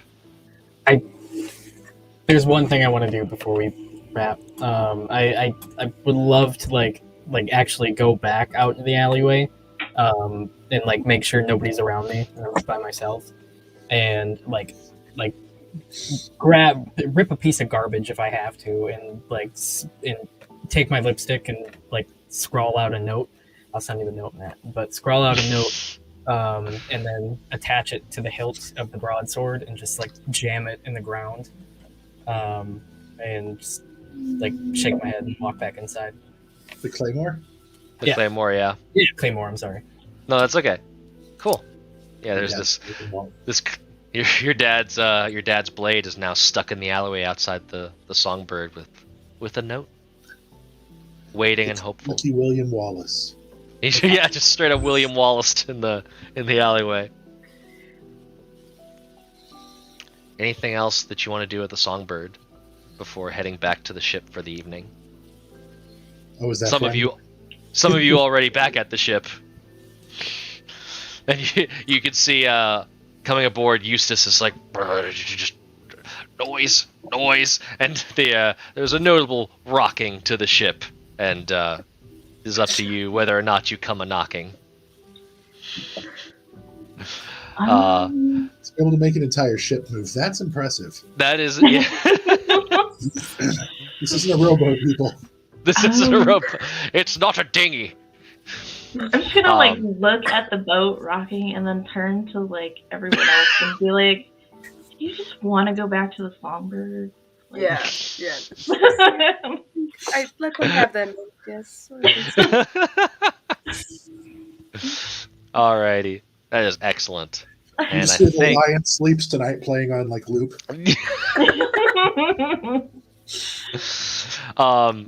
it is a wonderful evening, and she is definitely do not judge a book by its cover sort of gal. But we might touch on some of that nature later. For now, it seems that the group has been able to bargain for some money. You've got your resources. You've got a meeting with the gatekeepers in the morning to kind of discuss some lingering threads there, but you're still theoretically on the schedule, ready to ship out tomorrow at noon, way ahead of everyone else that has been waiting in line by hook or by crook. And you also have the translation services lined up. So you are ready and set to make your way through the gate and arrive at the scene of adventure, as if it hasn't already been dramatic and thrilling so far. Next time. But for now, that is going to be it, and we are going to transition into our ending the session move. So let's go to that end the session. Where do we got here? End of session. So, any PC confess their love. We had some smittens, but I don't think love. I kind of did. You kind of did. It was very close. Would you, in the heat of the moment, beneath the deck of the impolite Strumpet, would there be some L words thrown around there? Okay. Yes. You get 1000% credit for that. XP all around for that, so everyone mark an XP for that. Any PC struck a blow against oppression or de-escalated a violent situation. You totally gave it to Lady Beguila and Jesse's dad, so definitely 1000% XP on that. Everyone mark an XP for that. Any PC leapt into danger with daring and panache. Cassandra and Beal, both 100,000% XP for that. Boom. And any safety practices, we didn't have any come up this time, but that is okay. We are rocking and rolling and continuing the story ahead. Does anyone advance from tonight's gathering of XP? I get 2 levels. Oh, I get 2 Lord! levels. Oh shit. Woo. Cassandra and Beal, we are on, And 1 left over. and one left over, and we are I'm only on one for away from the next level up. for the audience's knowledge, we are on the sort of like accelerated XP track. We're doing this as like a prolonged series of one shots, so we do 3 XP to advance instead of 5, I think. Oh shit! Then I got 3. Oh damn! Oh, Nice. we are. Oh, yeah. I Yes. also leveled up. I thought it was Okay, 4. yes. No, we're doing the one shot XP to this is sort of a just to play around with that level of XP track. Let me share the Roll20 we got going on here, and where is that? There we go. We have a lot of strings happening, everybody. Jesse's got strings for days. Jesse and Julie are in full string collecting mode. Could easily be having a string advance at some point. We've got full feral, almost full feelings, almost full synchronicity. It is the pot is simmering on this tale of drama and blades. So I am looking forward to what happens next on What Matters Most. Thanks everybody for showing up. Thanks everybody for watching. If you can, go support the Thirsty Sword Lesbians Kickstarter. Go pick up the game for yourself and go tell some queer stories at your own table. It is so friggin' fun. We are having a blast and we hope you are too. Thanks everybody. And love you all. Good night. Good night, good morning, good afternoon. Bye. Love you guys.